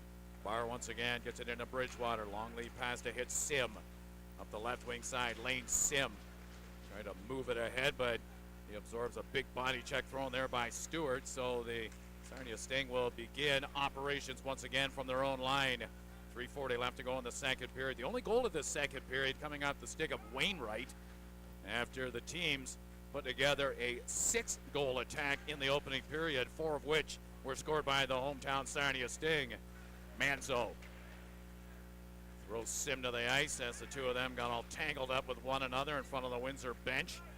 Lane Sim has it now and looking for a little avenue up the ice. He takes a jolt there from Stewart as it's played all the way back to the Windsor line. Weingart content just to flip it to the Sarnia line as Lukey reverses its back in behind the Windsor net as things have slowed down a little bit here as this period has gone on. Sting, now Moses up the left wing side. Angled off the puck there effectively by Outwater, and Young will pick up the pieces now for the Sarnia Sting and toss it ahead towards Zach Felak. Into Moses, confronted at the line there as reinforcements come in the form of Big Weingard. It is Moses in behind the Windsor net. Took a hit or two, but was able to keep going and weather that. But the Spitfires find it and throw it high in the air, nearly clipping the big score clock here at the Hive, but they carry on. Young trying to take advantage of a Windsor line change as a contingent of 4 break into the Windsor zone. It's available in front. They jam away at it after an initial shot by Moses. Kind of delivered a rather intriguing rebound in front of the net as the Sting players fired in looking for that loose puck, but it was confiscated by Joey Costanzo before any damage could be done. 5-2 it remains in the dying minutes of period number 2. Nice job again. The Sting have some guys that aren't afraid to sit in front of that net. No. They're going to take a beating there, but they do a nice job of being in the right place. That's how you're going to score goals and create things in front of the net. The London Knights and the Sarnia Sting will wrap up the preseason schedule at Budweiser Gardens come Friday, right back here at the Hive. Saturday night, we'll have the broadcast for you Saturday from here in Sarnia. Now a chance for Morneau, trying to make a move in front, and not taking the bait there is Chartier, who was able to level the leg across the goal line and deny the Spitfires in close. Yet another penalty's been identified with 2 minutes exactly left to go in the second period, and a near miss there by the Windsor Spitfires. Exactly 2 minutes on the clock here. Another good job there by Chartier keeping that puck Absolutely. out of the net here. We'll see what happens. There will be some penalties called, I think. James Barr, Lukey, I think, is going to the room. James Barr came into Morneau a second time just to give him a little taste of physicality. Carson Chartier has been one of the better players for the Sarnia Sting here in this second period. Another good save there in tight on Morneau as the Spitfires look to gain a little bit of momentum and get a little closer to that 5-2 deficit here at the hands of the Sarnia Sting. I think that's going to be a 2 and a 10 for Lukey. So face-off here will be to the right of Chartier. And so we'll be shorthanded here for the last 2 minutes of this second period. We haven't had a lot of 5-on-5 hockey here in the second period. Sting do have a shorthanded goal here tonight. Yes, they do. The only power play goal belongs to Windsor. That was a goal scored by Nathan Games back in the opening period. Otherwise, everything else has been of the even strength variety. Morneau in there for the draw, accompanied now by Edwards right in front of Carson Chartier. They duel for possession of the puck, and ultimately Bridgewater is there as he'll loop it around the boards all the way to the red line. Edwards ducks away from the checking of Morneau and guides it back to Bridgewater as time evaporates on both the power play and this second period after that distribution by the Sting in their own zone. Manzo wants to pick his way out of his own zone, leaving it now for Morneau. Belchez takes it at the line as the big rookie storms his way into Sarnia territory. It's left there for Outwater, but he kind of fidgeted with the puck a little too long, and it's stripped from his stick. Costanzo again jumps out of his net to set the table for the Spitfires as it is moved up the ice now by the defenseman Adrian Manzo. Up there now for Morneau, kind of a patented play there on the power play for the Spitfires. We've noted throughout the course of the game, very similar to the setup of the Sting. Hicks, top of the circle, near wing, identifies a man for a shot. That is Belchez, and a stick save is made by Chartier. Chartier still dealing with Morneau, who's tucked in front of the net. A shot there by Belchez as he closes in, and now they score. Belchez rings it off the post. It's sprung right in front of the net. And a defenseless Chartier. Now Chartier's knocked to the ice as we get everybody involved.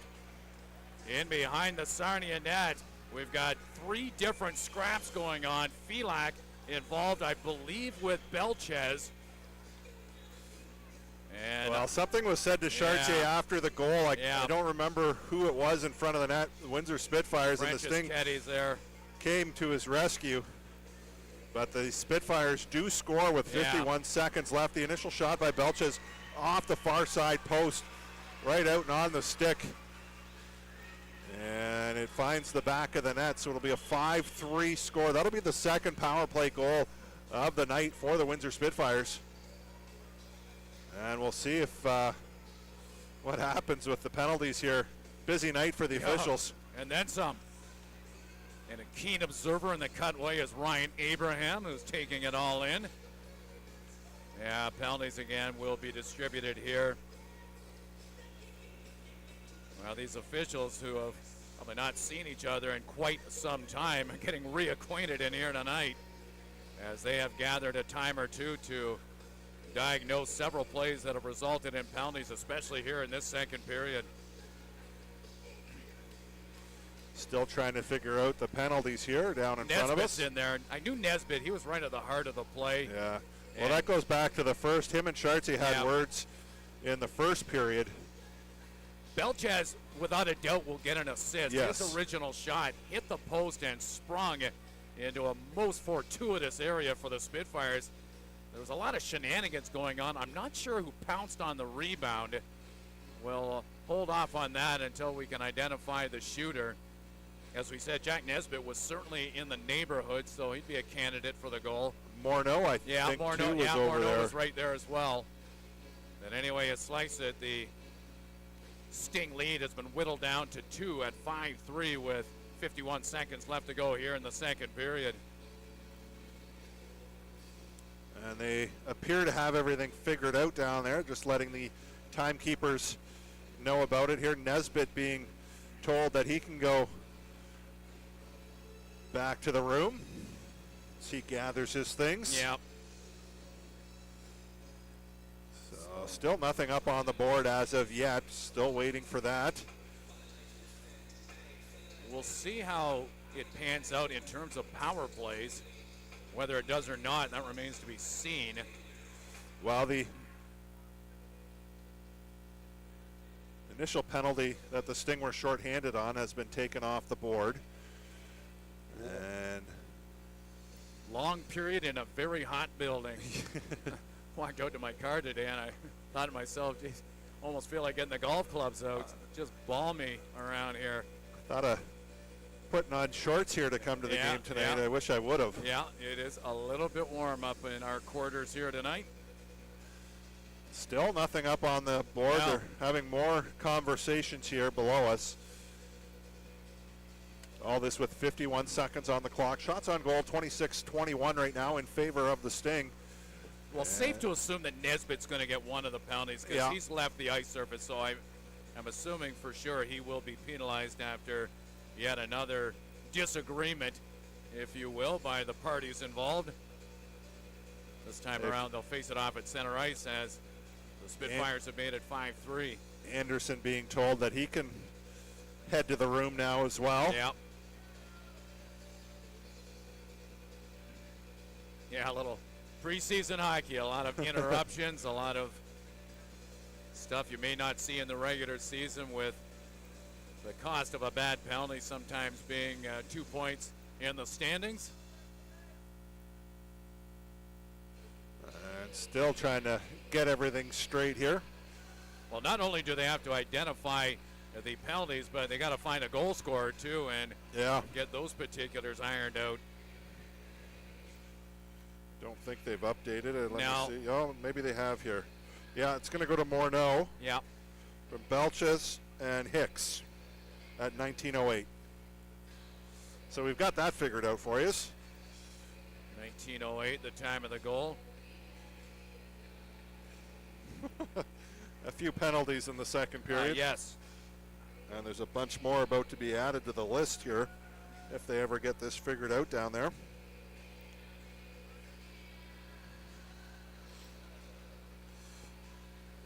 Long list being written down by the scorekeepers. Yep. And I think that they've almost got it sorted out here. Dalen Moses for the Sting comes over to have a discussion with Nick Bett. Hillary Brennan will go to the Windsor bench and explain things to Greg Walters. There's a 5 up on the board here. Yes, and that would go to Franceschetti. So we'll see what that's all about. See if one gets added to maybe as well. No, they normally wouldn't be putting that up. Face-off. One thing we know, face-off's at center ice. That can't be argued. So Sting are going to be shorthanded here for another 5 minutes. This is their second. Yeah. And the first time that they were nicked with a 5-minute infraction, the Windsor power play was rather toothless on the effort, as the Sarnia Sting penalty killers did a nice job by and large. Well, that's when they scored their shorthanded goal. Yep. Was on the first 5 minute. Well, let's see if a duplication is in order. Brown takes the ice, as does Diorio. Barr will join Bridgewater on the back end.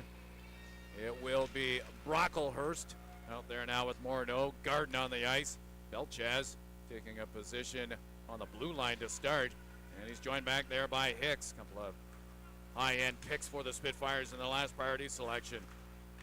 In the corner, Morneau bettered there. Good job by the Sarnia Sting. Finding that puck. Diorio with a rather shrewd defensive play to break up a passing sequence down low for Windsor. Nice job. It's nice to see Diorio. Edwards has been out there on the penalty kill. They're putting them in all these situations, and they certainly don't look out of place. Well, they're doing a real nice job of every situation they're being put in. And that last year with the changeover from that great team of 2 years ago, that was necessitated for Alatang and his coaching staff. You had to put players with limited experience into some roles that perhaps would be reserved normally for veteran players. Down to 29 seconds here. Face off to the left of Chartier. Yeah, behind the net, James Barr took a little shoulder there. applied on him by Garden as it's loosened up and back to the line. Morneau across the ice into Hicks. Good pass into Brocklehurst, who against the shot away. Not a lot on that shot, but not to be ignored. A very slick pass off the stick of Carter Hicks to set up Brocklehurst in front. 16 seconds in what has been a lengthy second period here in Sarnia. Littered with a lot of penalties. Down to 16 seconds remaining here. So the Spitfires will begin the third period, presumably with a rather long power play. That's going to be offside as the Spitfires try to conceal the puck at the Sarnia line, but the line's crew onto them, and we'll see a face-off contested back in Windsor territory in front of Joey Costanzo. Again, defensively, the Spitfires are looking to regain some good form, and Joey Costanzo also trying to find a groove that saw him be a 26-game winner a couple of seasons ago. Belchez in a sprint off here with Young. Time, though, ticking away as we get a pile up in the corner there. And that will do it for period number 2, we think. As we get, again, a little bit of a disagreement here. But I think they might be giving Young a penalty. They are. They're going to give Young a penalty for a cross-check on Belchez. Yeah. So the Sting here to start this third period will be down 5-on-3 for a full 2 minutes. Yep.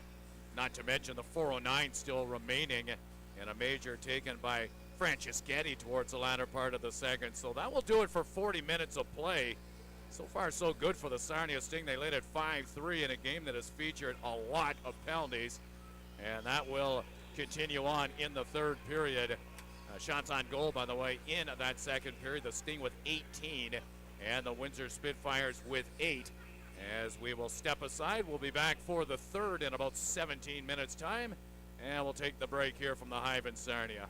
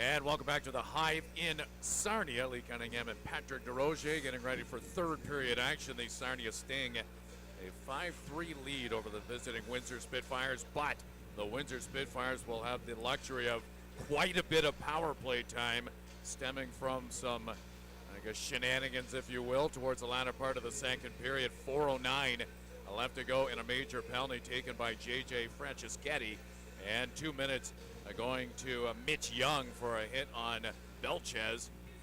That resulted in, I believe, a cross-checking infraction. So the Spitfires with ample opportunity to try and close this gap.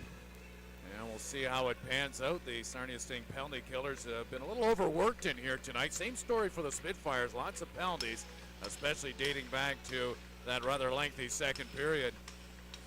Well, there's not much room left in this Sting penalty box. No. There's 4 of them down there. Yep. You can squeeze. Real estate at a premium here. Well, Oh, and there's one more coming over. Yeah. Sim coming yeah. over. Sim will be standing by the looks of things unless they can find a little sliver of spot for him on the bench. And so it will be 5-on-3 for the next 2 minutes here for the Windsor Spitfires to start things off. Wainwright takes the ice for this penalty killing assignment, aligned with Felak and Moses as the puck drifts all the way back to the Sarnia net. Belchez, a nice interception of a clearing attempt there by the goaltender Chartier. Now hopping to the attack, the speedy Moses. He's got Wainwright with him. A couple of great skaters in motion here as the Sting mobilize offensively, but that was good defensive stand by the Spitfires to keep it at 5-3 with no shot on that particular near 2-on-1 into Windsor territory. I take that back. Belchez does look like he's 6'5". He's a big kid out there. Yeah, no question. Yeah, no question about it. Now back in behind the net. It is on the stick of Manso. How tall's Greentree? He's got to be 6'3". Anyway. Yeah, at least. Anyway.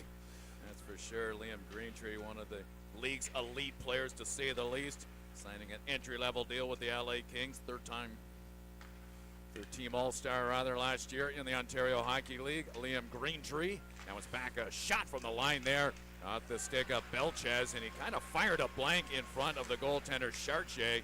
Didn't get a lot on it, and the Sarnia Sting take that puck after that misfire in front and send it down the ice, but quickly re-emerging are the Spitfires. Another shot coming in, this one off the stick of Outwater. That was well wide. Belchez zeroes in on the goaltender Chartier. That was blocked at the defense. Bridgewater making the sacrifice there.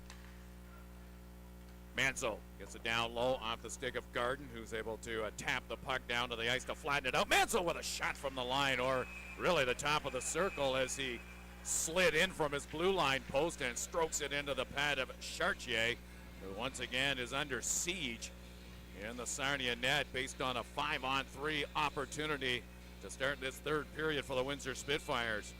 Only 40 seconds to go on that 5-on-3. So far, so good here. Face-off will be to the left of Chartier.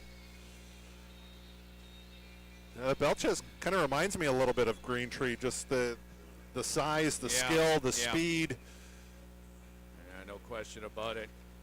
I believe 2 seasons ago, if I'm not mistaken, it was Liam Greentree leading all rookies in goals. Belchez with a drive there, another stick save made by Chartier, who directs it over the glass and into the netting. As we have 18:31 left to go here in the third period on a balmy night in Sarnia. The second period took a long time to complete with a rash of penalties to both sides.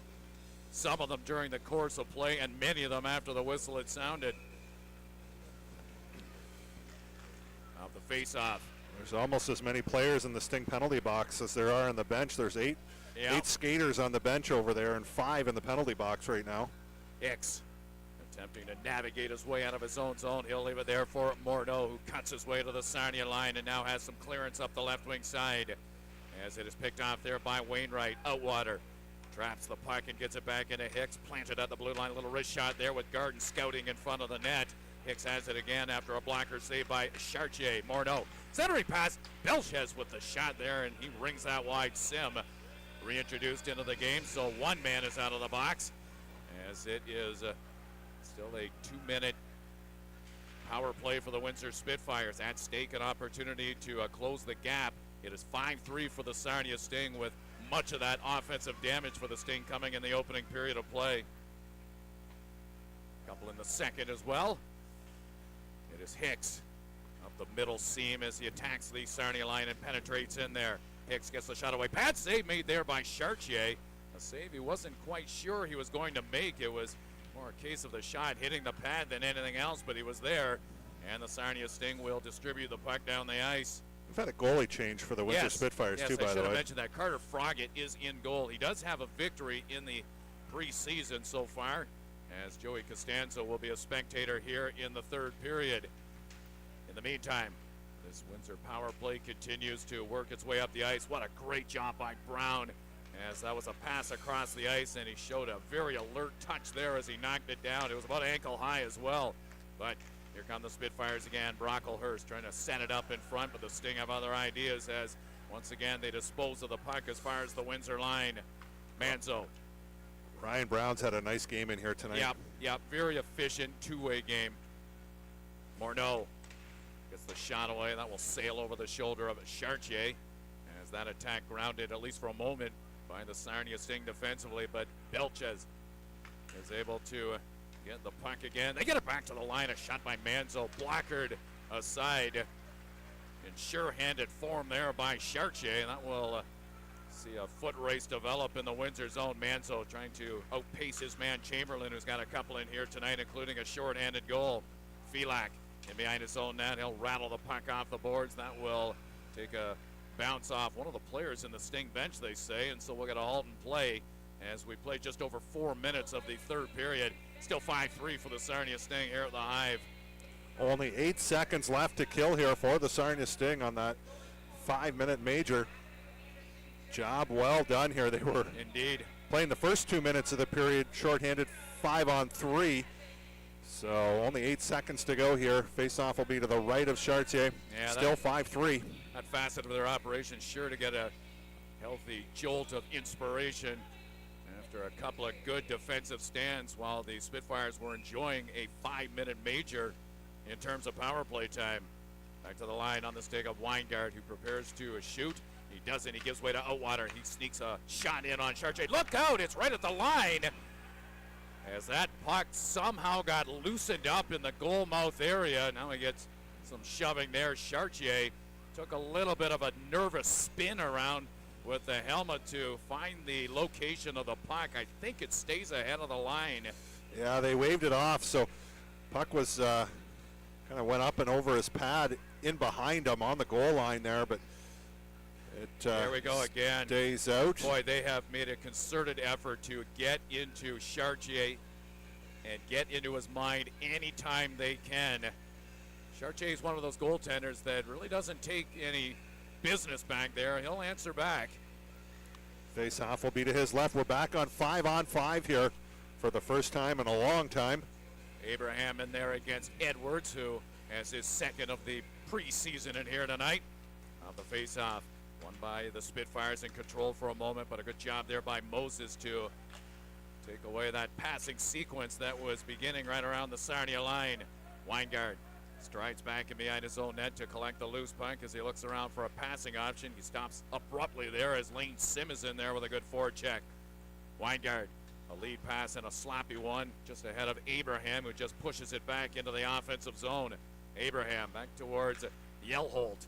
That is off of his stick. O'Mary back there to give the Sarnia Sting some good work defensively as once again they tidy up matters in their own zone.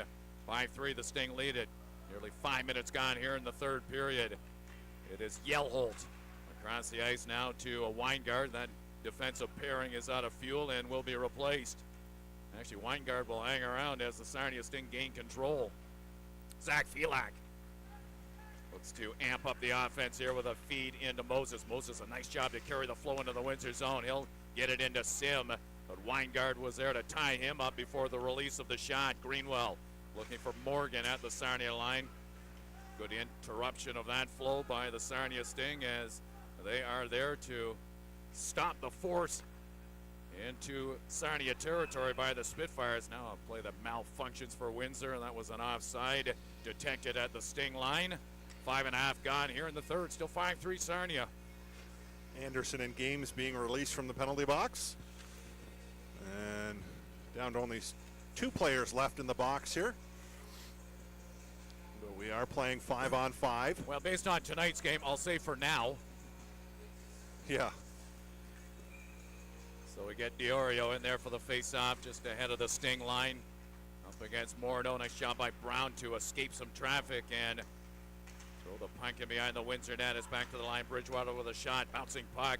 Kind of restricting Brown, who was in front of the net looking for the loose puck. However, it kind of jumped around a little bit and he could not tame it in front of the goaltender, Carter Froggatt, who does have it as it bounced into his glove. So an offensive zone face-off coming up for the Sarnia Sting as they look to add to what is a 5-3 lead over the Spitfires here with nearly 6 gone in the third. Froggatt, a big goaltender, 6'4". Well, he plays for the Spitfires, so you got to be 6'2", 6'3", 6'4" these days, it seems. Up the left wing side. They did sign Keanu Reeves, but he's not in the lineup tonight. That's what I was going to say. Yeah.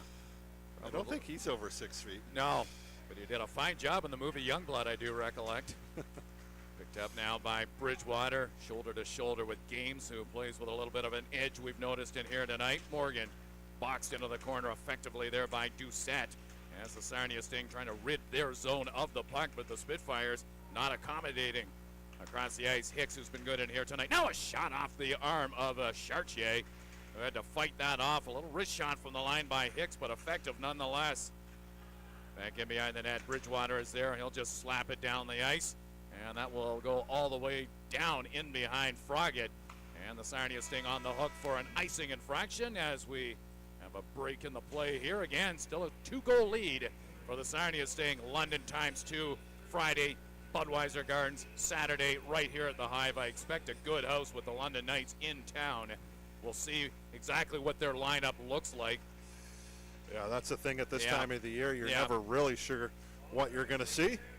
I got to think that Easton Cowan gets a 9-game look in Toronto. I would think so. I really am starting to really believe that. I didn't know, but it just seems like it's trending in that direction. There's way too much hype around him right now. I think, I mean, a lot of it will depend. I think he's still going to earn that 9-game run. Absolutely. And it's that rule at that age. It's unfortunate, and you wonder how long it'll stay that way. Yeah. It's unfortunate some of these players, they are probably too good for this league. Yeah. And it would be beneficial for them to be able to, play in the American Hockey League or make their development there instead of NHL or OHL. It's a tough situation. Because I think the player would definitely be better served being able to make that next step in the minors to the AHL. Yeah, if memory serves, I believe Cowan last year broke a 2-season reign of Most Outstanding Player awards in the OHL, as the Spitfires had a couple in a row. Wyatt Johnson, Matthew Maggio. Wyatt Johnson has just become one of the best young forwards in the NHL. Oh, yeah. It's that simple. No big surprise there. Nope. Doucette into the zone, trying to leave it there for Diorio. Instead, he has other plans as he gets the wrist shot away, and Froggatt darts out the leg quickly to make the save on the low drive. Coming in at him, Brocklehurst into Abraham with a shot. That 2 blocked at the defense this time around by O'Mary, who makes a sure-handed play in his own zone. Brown trying to pick his way out of there. The puck stolen, though, by Abraham, who steps into the shot and rips it wide. Boy, he had a clean look in front, and the misfire on the blocker side, the end result of that. Here comes the Sting. Brown will depart to the bench. Diorio will carry on now with Gahan. It is Abraham snatching up the puck yet again as he throws it back to Manzo. Long lead pass strung along now, and here come the Spitfires into the zone. Belchez trying to sever the defensive alignment. We got another penalty coming up here. I suspect of the Sting, maybe a high stick. As that was Belchez showing that big size of his, as he was able to drift up the right wing side and force the issue in the Sting zone, resulting in a penalty taken here. I believe it's going to go to Matt Anderson of the Sting. Yeah, it'll be a high sticking call, so the Sting again shorthanded here. You think just by sheer numbers here they'd get a couple opportunities of their own, but they always seem to be shorthanded. Face-off will be to the right of Chartier. 12:10 on the clock. Sting still lead at 5-3. face-off controlled by the Spitfires. On the stick of Hicks, who gets the shot away and wires it right into the midsection of a Chartier, as a number of Sting players trying to safeguard the area in front of them, involved in another little post-whistle squabble with the Spitfires. The Sting still leading at 5-3. One short-handed goal in here tonight for the Sarnia Sting, coming in handy. One of two off the stick of Ryan Chamberlain. His first two at the OHL level. Off the face-off, back to the line. Onto the stick of Hicks. Hicks being pestered there by the tenacious forechecking of Moses. Moses, a good job there to disrupt the flow. Not once but twice, but finally it's reverted back by Morneau. He's got an open man up the left wing side. Shot taken there, as that will go high over the shoulder of the goaltender Chartier, off the stick of Ethan Garden. Garden looking for the puck again in front of the net. This time he's denied, and here comes Wainwright trying to merge here with Moses. The two of them speed their way into the Windsor zone. A shot there by Wainwright, gloved by Froggatt, and they claim that he had it long enough to warrant the face-off in Windsor territory, but nice shot by Wainwright as he took a little peek over towards Moses, but was able to release a good shot that forced Froggatt into a quality glove save. I think Moses wanted to be up there a little bit more, but that was the tail end of a long, busy shift for him. He did a nice job killing that off and joined the rush, at least for an option for Wainwright, but Wainwright decides to take the shot. Pretty good shot, actually. Short side glove, but Froggatt with a nice save. Minute 20 seconds left here on the kill. This is Adrian Manzo, as he'll slide out of his own zone and wait for the arrival of Abraham to scoop up the puck. Abraham weaves his way into the zone as he twists away from a couple of Sting players, but Barr was there to hold him up. Again, it's Abraham dishing down low towards the stick of Belchez. Belchez gets rid of a check, a shot, and he scores. Belchez able to pull up and get the shot in order quickly as he'll stroke it over the shoulder of Chartier. It's now 5-4, a power play goal by the Windsor Spitfires, their third of the night, and it comes here in the third period off the stick of Ethan Belchez. That's a pretty good looking shot there by Belchez. And then some. Through some traffic and tucks it under the bar. He's got 3 in the preseason. Yeah. And that'll be another power play goal here for the Windsor Spitfires. They've had their share of opportunities on the power play with just over 11 to play here. They're back within 1. It's 5-4 Sting. Well, that'll get the attention of the Sarnia Sting for sure. Back into Windsor zone. Yellholt has a look over his shoulder to see one forechecker coming. That's Doucette, but a turnover induced by the Sarnia Sting. Diorio trying to turn the corner on Manzo, but lost his footing.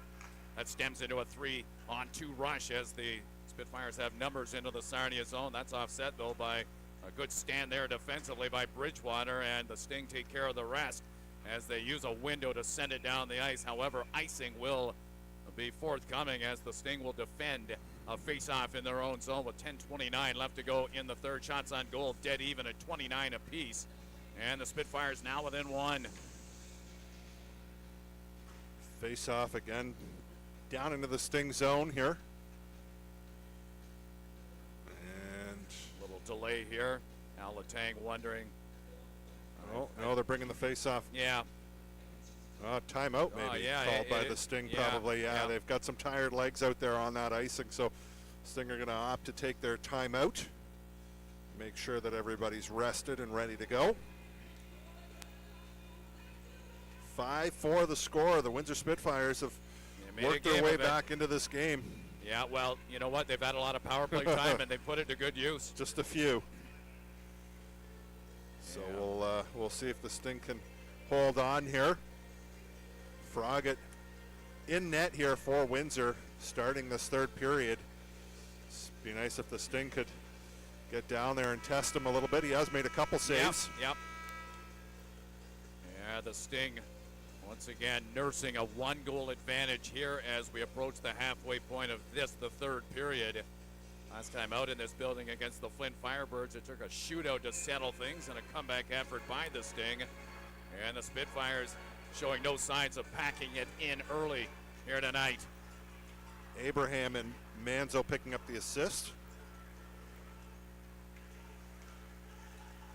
Back towards the blue line of the Sarnia Sting. The puck confiscated there by Outwater, but quickly he turns it over as Wainwright is there to slide it back into Windsor zone. Sim in the corner. Rubbed out on the play there by Levine. And here come the Spitfires again. They rolled it as far as center ice, but it's turned back quickly by the Sting. Wainwright in pursuit of the puck in the corner. Levine beats him to it. It is Sim looking for the puck, but Weingard will set it up and hand it off. In flight up the left wing side is Garden. Garden to leave it there. A shot by Morneau. And that right in the heart of the crest of the goaltender, Carson Chartier, who grips it tightly with a couple of Spitfires in there looking around for a loose puck. Lukey gets let out of the box. Nesbitt's still down there, serving what I'm assuming was Young's in there as well. a 10 and change. Face off to the right of Chartier here, down to 9:49 on the clock. Diorio in there for the face-off against the veteran Ryan Abraham, controlled by the Spitfires. Back to the line, Hicks. Throw towards Abraham. That will skip off the blade of his stick, but he recovers the puck. He got it in the direction of the area at the side of the Sarnia net, but it's quickly gobbled up by the Sting. Brown, nifty little pass to get it into Diorio as the two of them do some dealing down low in Windsor territory. They got a shot towards Froggatt, but it hit the side of the net. Another shot coming in, this one by Doucette, and that is angled high and wide of the Windsor net. Bridgewater in from the blue line, pokes it ahead. Doucette, centering pass in front. Brown gets the shot away. Hicks credited with the block as it hit his leg. 9 and change to play here in the third period. The Sarnia Sting up by 1, and a little taste of the offensive zone for the first time in quite some time for the Sting on that last shift. Hicks launches a pass ahead. That will be partially intercepted by Felak, who does gain control as he'll send a short-range pass onto the stick of James Barr. Barr twirls his way out of his own zone. Now Moses on the left wing side looking around for passing options. He'll pivot away from Greenwell, but it's on the stick now of Brocklehurst. Brocklehurst has Martin in front of the net. Martin making a move and scoring. Martin lifts it over the outstretched pad of a Chartier. Nice play pieced together by the Windsor Spitfires, and we are tied at 5 apiece as it will be Ethan Martin with the 5th goal. And nice speed there by Martin as he gets around, cuts in front of the net, puts it upstairs. And we now have a tie game here with 8:36 on the clock. Momentum now on the side of the Windsor Spitfires. Well, when you're defending that many penalty kills, something's got to give. Yeah, absolutely. One of your veteran defensemen in the box here as well, and Young. Must have been a 2 and a 10 at the end of that second period. He should be out here, well, in about 20 seconds. Off the face-off. Weingard controls in the Windsor zone. Oh. Look out, and that hits up. Not the best poker face in the world by Weingard there, as he basically had his body motion suggest that he was going to get the delay of game. 8:14 left to go in the third, and let's see if the Sarnia Sting can wrestle back the lead here in a game that's gone back and forth in here tonight. Big opportunity here for the Sting. They finally get their power play, and the face-off here will be to the left of Froggatt with 8:14 on the clock. Power play out, Diorio, Sim, Doucette, Brown, and Barr. And Barr out there for the Sting. And so, Sarnia Sting have the luxury of a little power play time here. Let's see if they can put it to good use. They get it down low. Brown lost the handle of the puck. I think he was trying to find Sim in front of the net, but his stick wouldn't cooperate. Tied at 5, less than 8 to go here in period number 3, and here come the Sarnia Sting, trying to make this power play successful and complement a shorthanded goal they scored earlier in this contest. The Spitfires with 3 power play goals in this game, by the way.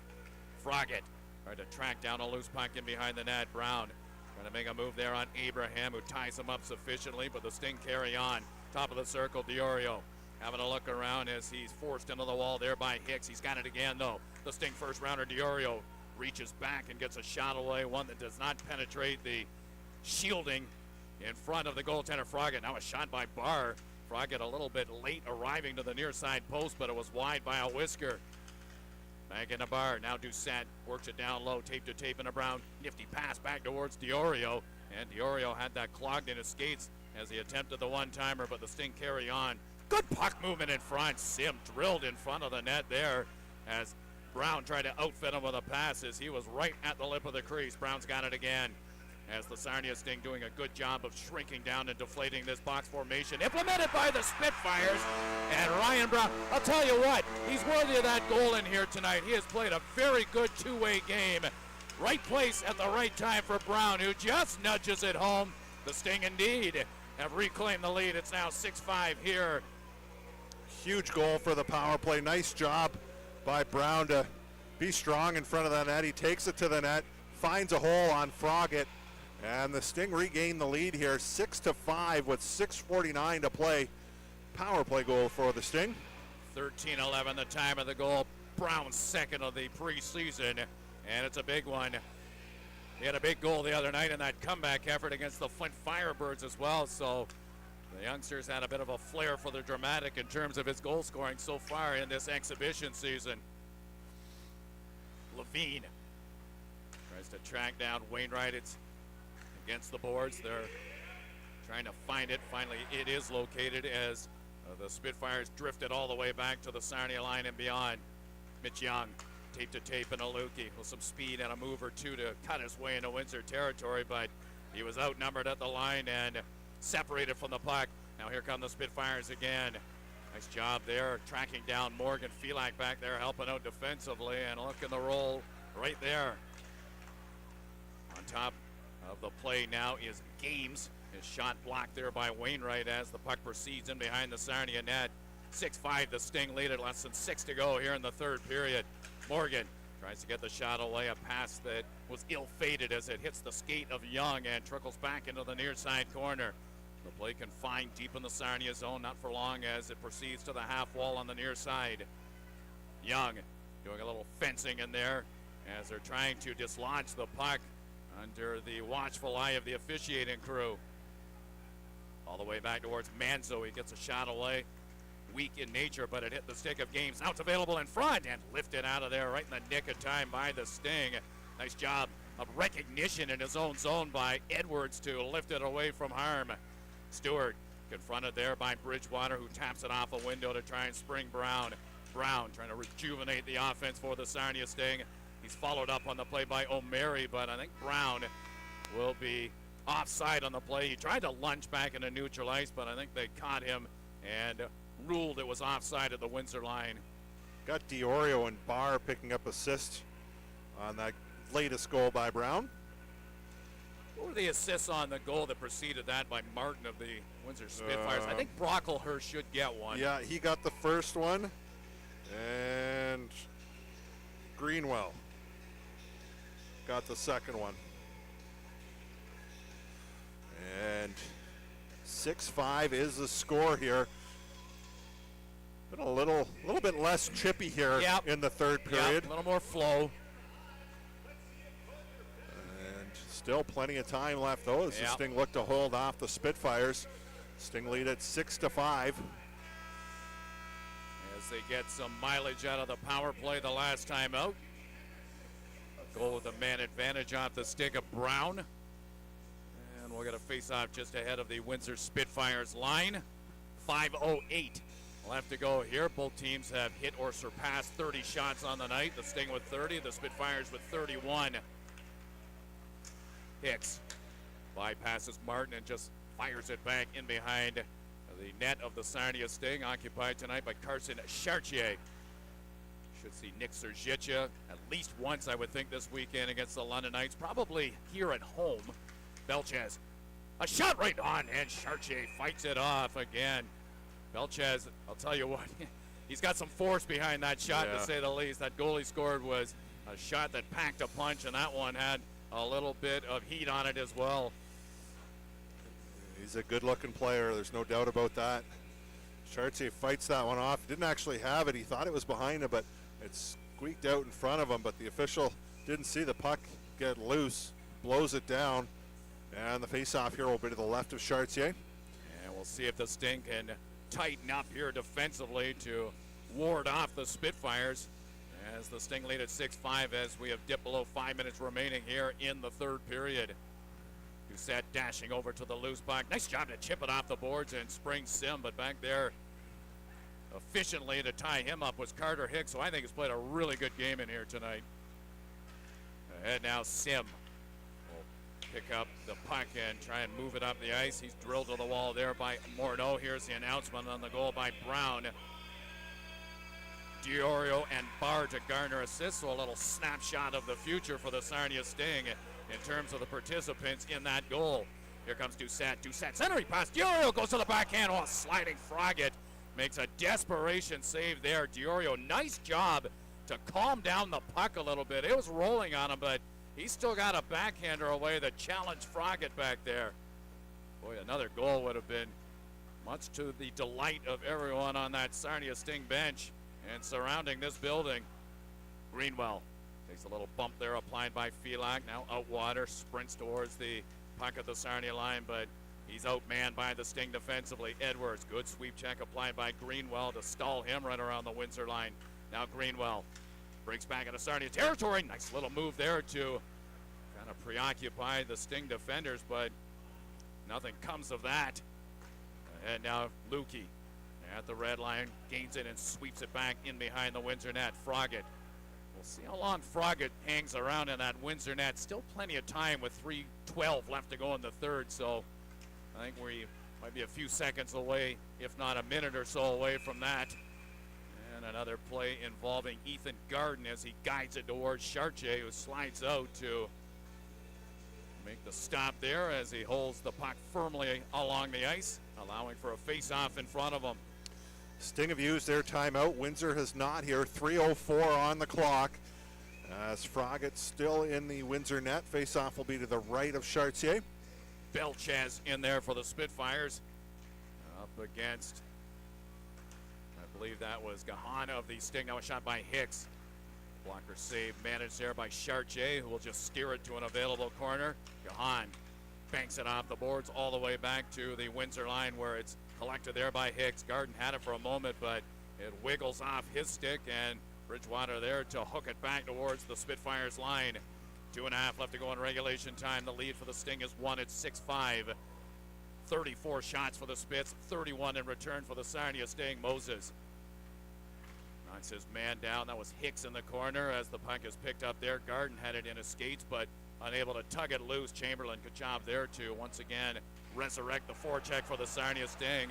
Big body check administered there by Moses as he steps into Yellholt with some authority in behind the goaltender Froggatt. And I think the Windsor Spitfires have been nicked with an offside at the Sarnia line with 2:11 left to go here in the third.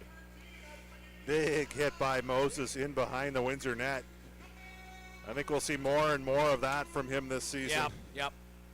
He's got good speed, no doubt about it. He plays the game hard. He'll stick up for his teammates. 2:11 on the clock here. Face-off just outside the Sting line, right next to their bench.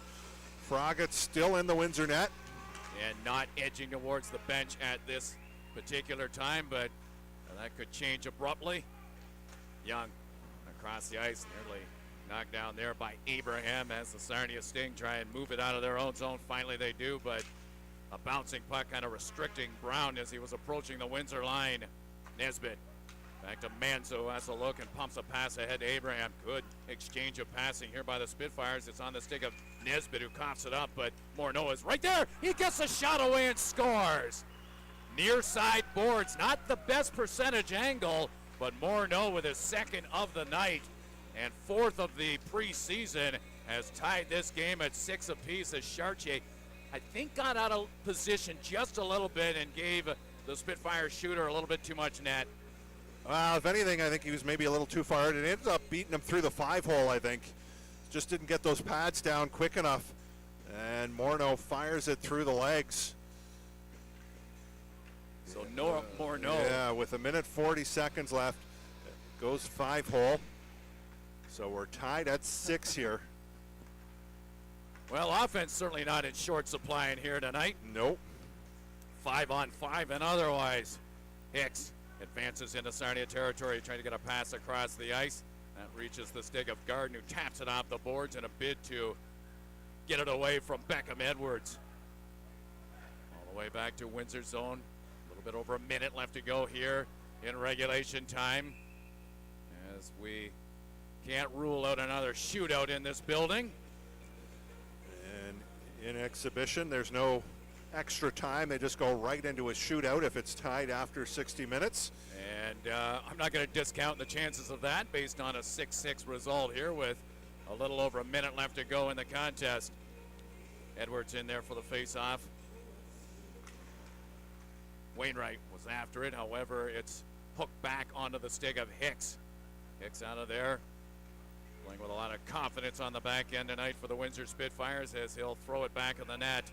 It is Lukey with a minute left to go here in the third. Edwards, nice move to sidestep one as he gets a shot away, a little backhander that Froggatt dealt with on the far side post, and he will lunge forward to confiscate the puck, and we'll get another face-off in front of the Windsor netminder.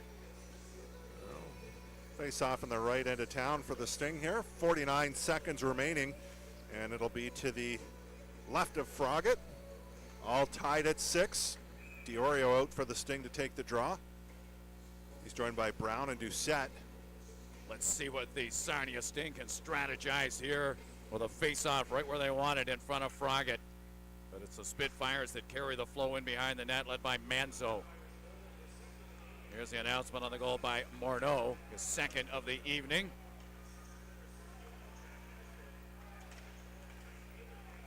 So Nesbitt and Abraham pick up the assist. Thank you.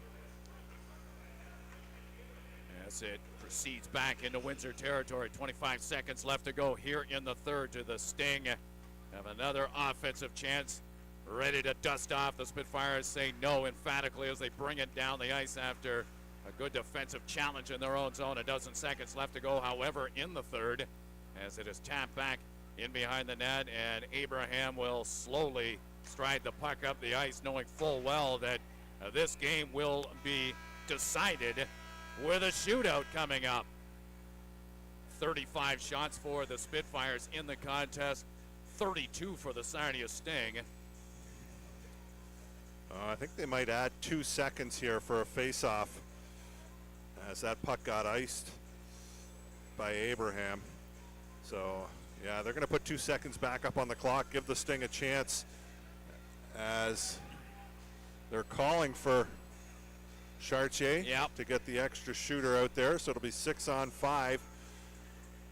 And Windsor's going to use their timeout, making this game even longer here. Yep, Greg Walters has made the motion with 2 seconds left as the Sting basically align the top of the circle with potential shooters, hoping for a face-off win, but that face-off will have to wait as the Spitfires head coach has decided to talk things over. So it'll be 6-on-5. Face-off will be to the right of Froggatt as Chartier on the bench for the extra attacker. Kind of a bad play by Abraham there, icing that puck down. Yeah. He was trying to put it on net, but could have just held on to it. Would have been in the shootout by now, but they put 2 seconds back up on the clock here for the face-off deep in the Windsor zone. So they will reassemble in front of the goaltender, Carter Froggatt. A couple of seconds left to go, so obviously the play has to be very quick. If not, the Sting player taking the face-off, getting the shot away from the dot. My guess is they'll line up along the hash mark here with one guy back for a shot. Looks like Young may be lining up right behind Filak. We'll take the draw here. And off the face-off, a desired result for the Sting. They did get it back to Young, who stepped into the shot. And it was wide of Froggatt, and so the two coaches will make some decisions in terms of shootout personnel here. As for the second straight game on home ice, the Sting will venture into the shootout to decide a contest. It was went a while last week in the shootout and finally got decided with a Sting win. We'll see what they can muster here.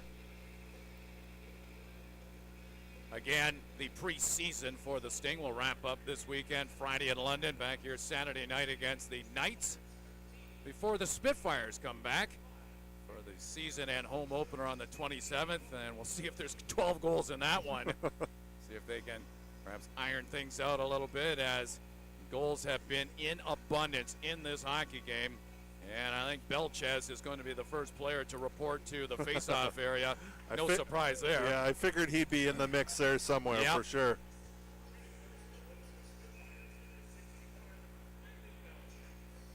Belchez collects the puck at center ice and maneuvers to the left wing side to confront Carson Chartier. Shot! Pat saves Chartier with confidence, and he waves away the shooter as Chartier strikes out the leg. Advantage Sarnia, as stepping out to take the first shot is Ryan Chamberlain. Why not? He's got 2 on the night. Let's see if he can add one here in the shootout as he approaches the goaltender Froggatt. Chamberlain speeding his way into the Windsor zone, calculating his move, and a good one, but he hit the goal post. He had Froggatt beaten, but he hit the goal post, and a dejected Chamberlain reports back to the bench after a move that displaced Froggatt. He looked like he was money there, but the post was in the way. Here comes Outwater. He'll collect it at center ice again. Another player that likes to go to the outside for his shot. A shot, and not 2 off the goal post. So we're even in terms of posts. And the Sarnia Sting will announce Alessandro Diorio as their next shooter. Diorio approaches the puck, a little more speed than the players who preceded him. He too veers to the outside to approach the goaltender Froggatt. Diorio making a move and a dandy as he rubs it off the interior of the far side post and beats Froggatt as the Sting take the 1-goal advantage. And that one off the post as well. Only thing, it ended up in the back of the net as well. Nice play there by Diorio. And here comes Jack Nesbitt in front of family and friends, the Sarnia native. He gathers the puck up at center ice as he approaches Chartier. Nesbitt making a move and scoring. Slick play there by Jack Nesbitt, showing a soft set of hands as Chartier looked in behind to see that each team had now recorded a goal, and Ryan Brown will try and give the Sting the advantage.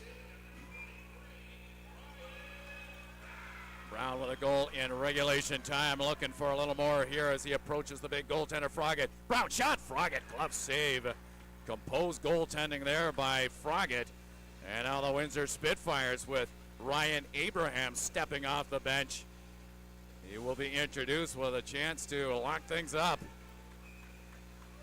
Abraham darts after the puck at center ice and then rolls his way into the Sarnia zone. Chartier out there aggressively to meet him. Shot! Save Chartier. He was thinking 5-hole, but Chartier able to pin the legs together in time to prevent that one from creeping in between his legs. How about Nathan O'Mary off the bench as the defenseman of the Sarnia Sting will hear his name called as he ponders his move as he approaches the goaltender Carter Froggatt. Here comes O'Mary. Froggatt out a little bit himself. O'Mary making a move, and he whistles it wide as he cut to the outside, and just a little too much force and inaccuracy in the shot there by Nathan O'Mary. He got in a little too tight, I think, before letting that shot off. Noah Morneau's had a good night here with goals 3 and 4 of the postseason as he breaks in on top of the goaltender Chartier. Making a move, and Chartier makes an acrobatic save at the line as it is right at the goal line as he nearly bit on the move but was able to react and reach over and salvage the situation for the Sting.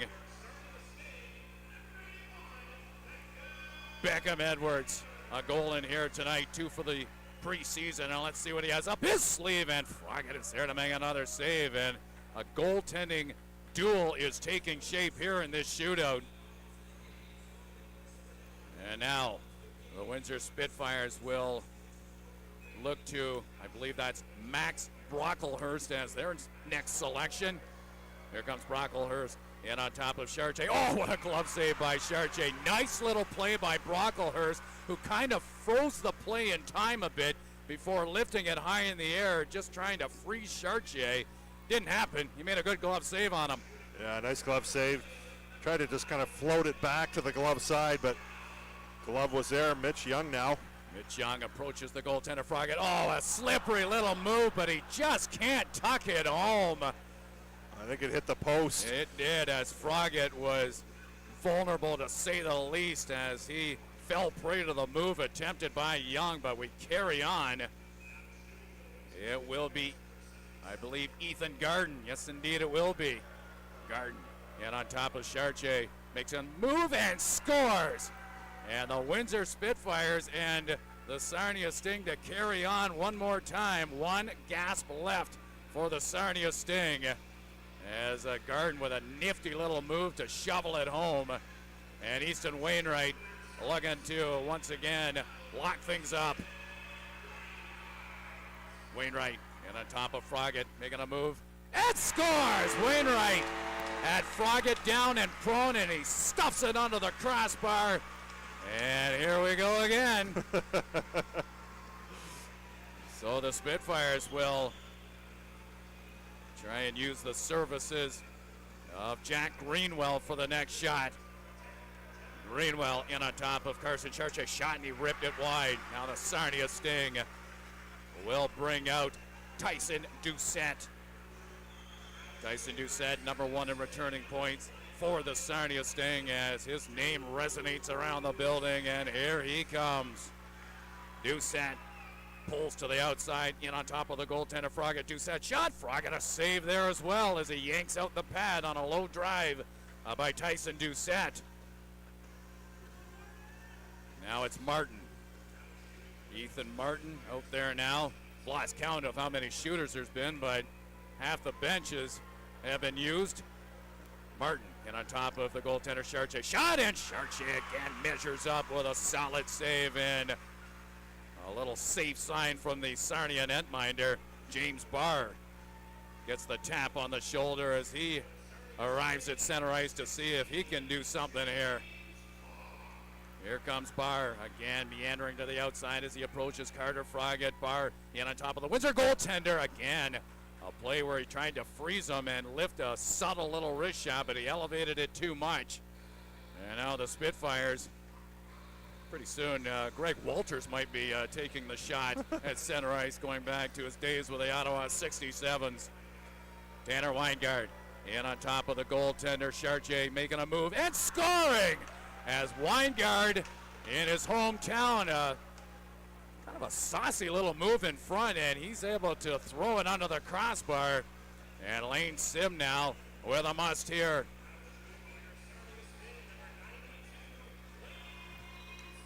And here comes the second-year forward of the Sarnia Sting. Sim on top of Froggatt, making a move, and Froggatt pokes out the leg. The Spitfires celebrate a 7-6 shootout victory in here tonight, after a lot of shooters were able to test the respective goaltenders here in this shootout process.